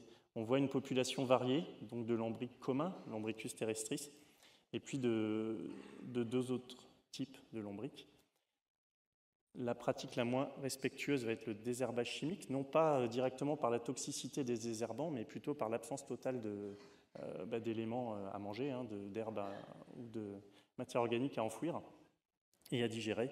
Et puis intermédiaire, le désherbage mécanique qui lui va avoir comme gros inconvénient de casser tout ce qui est galerie de vers de terre, de les perturber, de les couper en 2, parce que la rumeur dit que quand on coupe un ver de terre, on en a 2. En fait non, on en a 0, on n'a plus. Donc voilà pour l'entretien du sol. Rapidement, la protection de la vigne, ici, on a également regardé l'abondance de vers de terre par mètre carré, donc la même donnée, avec des entretiens, de la protection du vignoble avec 4 molécules, le folpel, le valiant, le mancozeb et le cuivre. Alors, il n'y a pas de témoin, désolé, c'est difficile faire des témoins sans aucun traitement sur ce type d'essai, parce qu'après, il n'y a pas de récolte. On voit l'impact, donc là, ça renvoie un peu au seuil de 30 mg par kilo que citait Philippe tout à l'heure. On voit l'impact du cuivre, qui malheureusement n'est pas neutre, et avec des impacts un peu moindres des autres molécules. Au niveau fertilisation, quel est l'impact de la fertilisation sur la vie biologique du sol? Alors ici, je vais développer un petit peu plus un essai qu'on a fait donc avec mon collègue Bruno Duron, c'est surtout lui qui l'a débuté, puisque c'est un essai qui a pris place pendant 15-20 ans sur une parcelle carencée en phosphore. Donc sur l'analyse de terre, c'est pas qu'on n'a pas assez de phosphore, c'est qu'on a vraiment une carence en phosphore sur l'analyse de terre. Cette parcelle est en Côte-des-Barres sur le vignoble expérimental de Essois. Et en 98, l'analyse de terre montre vraiment une très très faible teneur des sols en phosphore. On a mis en place 3 modalités, donc sur toutes les figures que je vais vous montrer, ce sera le même code couleur. Une modalité sans aucun apport de phosphore de toute la vie de la vigne pendant tout l'essai. Une modalité qui a reçu 60 unités de phosphore tous les ans. Et une autre, 120 unités de phosphore annuelles également. Alors ce qu'on voit au bout d'une quasiment une dizaine d'années, quand on refait une analyse de terre, ce n'est pas une surprise, le phosphore c'est un élément très peu mobile. On apporte du phosphore, on retrouve du phosphore. On n'en apporte pas, on n'a aucune évolution sur... Bon, on va acheter une télécommande. Donc on a une teneur stable en phosphore lorsqu'on n'en apporte pas. Et puis plus on en apporte, plus on en retrouve sur l'analyse de terre. Alors j'ai fait exprès de mettre énormément de graphiques ici. Donc c'est l'ensemble des paramètres qui ont été mesurés sur les 3 modalités. Ça va des paramètres de vendange au pesé de bois de taille, des teneurs pétiolaires, etc., en différents éléments. Il y a un paramètre qui sort significatif sur l'ensemble des paramètres. Il n'y a rien de significatif sauf celui-là, c'est le phosphore pétiolaire. Plus on apporte de phosphore au niveau des sols, plus on retrouve de phosphore au niveau des pétioles des feuilles. C'est bien, sauf que en fait, la norme agronomique, c'est celle-là. C'est 1,9, on est bien, et ici, on est en excès de phosphore au niveau des feuilles. Bon. OK. Alors, qu'est-ce qui se passe en fait? Ici, on fait un petit focus au niveau de la biomasse microbienne et au niveau de la biodiversité fonctionnelle. Donc au niveau biomasse microbienne, on n'a pas trouvé d'écart significatif. Par contre, on a trouvé au niveau des indices de biodiversité fonctionnelle de la microflore, on trouve une meilleure biodiversité fonctionnelle, c'est-à-dire une capacité à dégrader des substrats quand on les met à dégrader par les bactéries présentes dans le sol. On a une meilleure biodiversité fonctionnelle sur la modalité zéro phosphore et une biodiversité fonctionnelle un peu dégradée sur les 2 autres modalités. Donc ça, c'est un premier point. Et le deuxième point, pour expliquer en fait le fait qu'on ne trouve aucune différence sur tous les paramètres analytiques sur vigne, en fait, c'est les mycorhizes que présentait Philippe tout à l'heure. On a fait des comptages au niveau des spores de mycorhizes, donc c'est les formes de conservation des champignons endomycorhiziens. La mycorhize, ça va être la symbiose entre la racine et le champignon endomycorhizien. Donc, quand on compte le nombre de spores de champignons endomycorhiziens, ici, on est sur 3 profondeurs, 0, 30, 30, 50 et en dessous de 50 cm. Pareil pour les 2 autres modalités. Et en fait, on retrouve beaucoup plus de spores de champignons endomycorhiziens sur la modalité 0 phosphore que sur les 2 autres. Et le taux de mycorhisation des racines est quasiment double, c'est-à-dire qu'il y a 2 fois plus de symbiose avec des champignons endomycorhiziens sur la modalité où on n'a pas apporté de phosphore que sur les 2 autres. Donc l'explication est là, en fait. Ici, je vous ai rajouté un petit schéma de symbiose endomycorhizienne.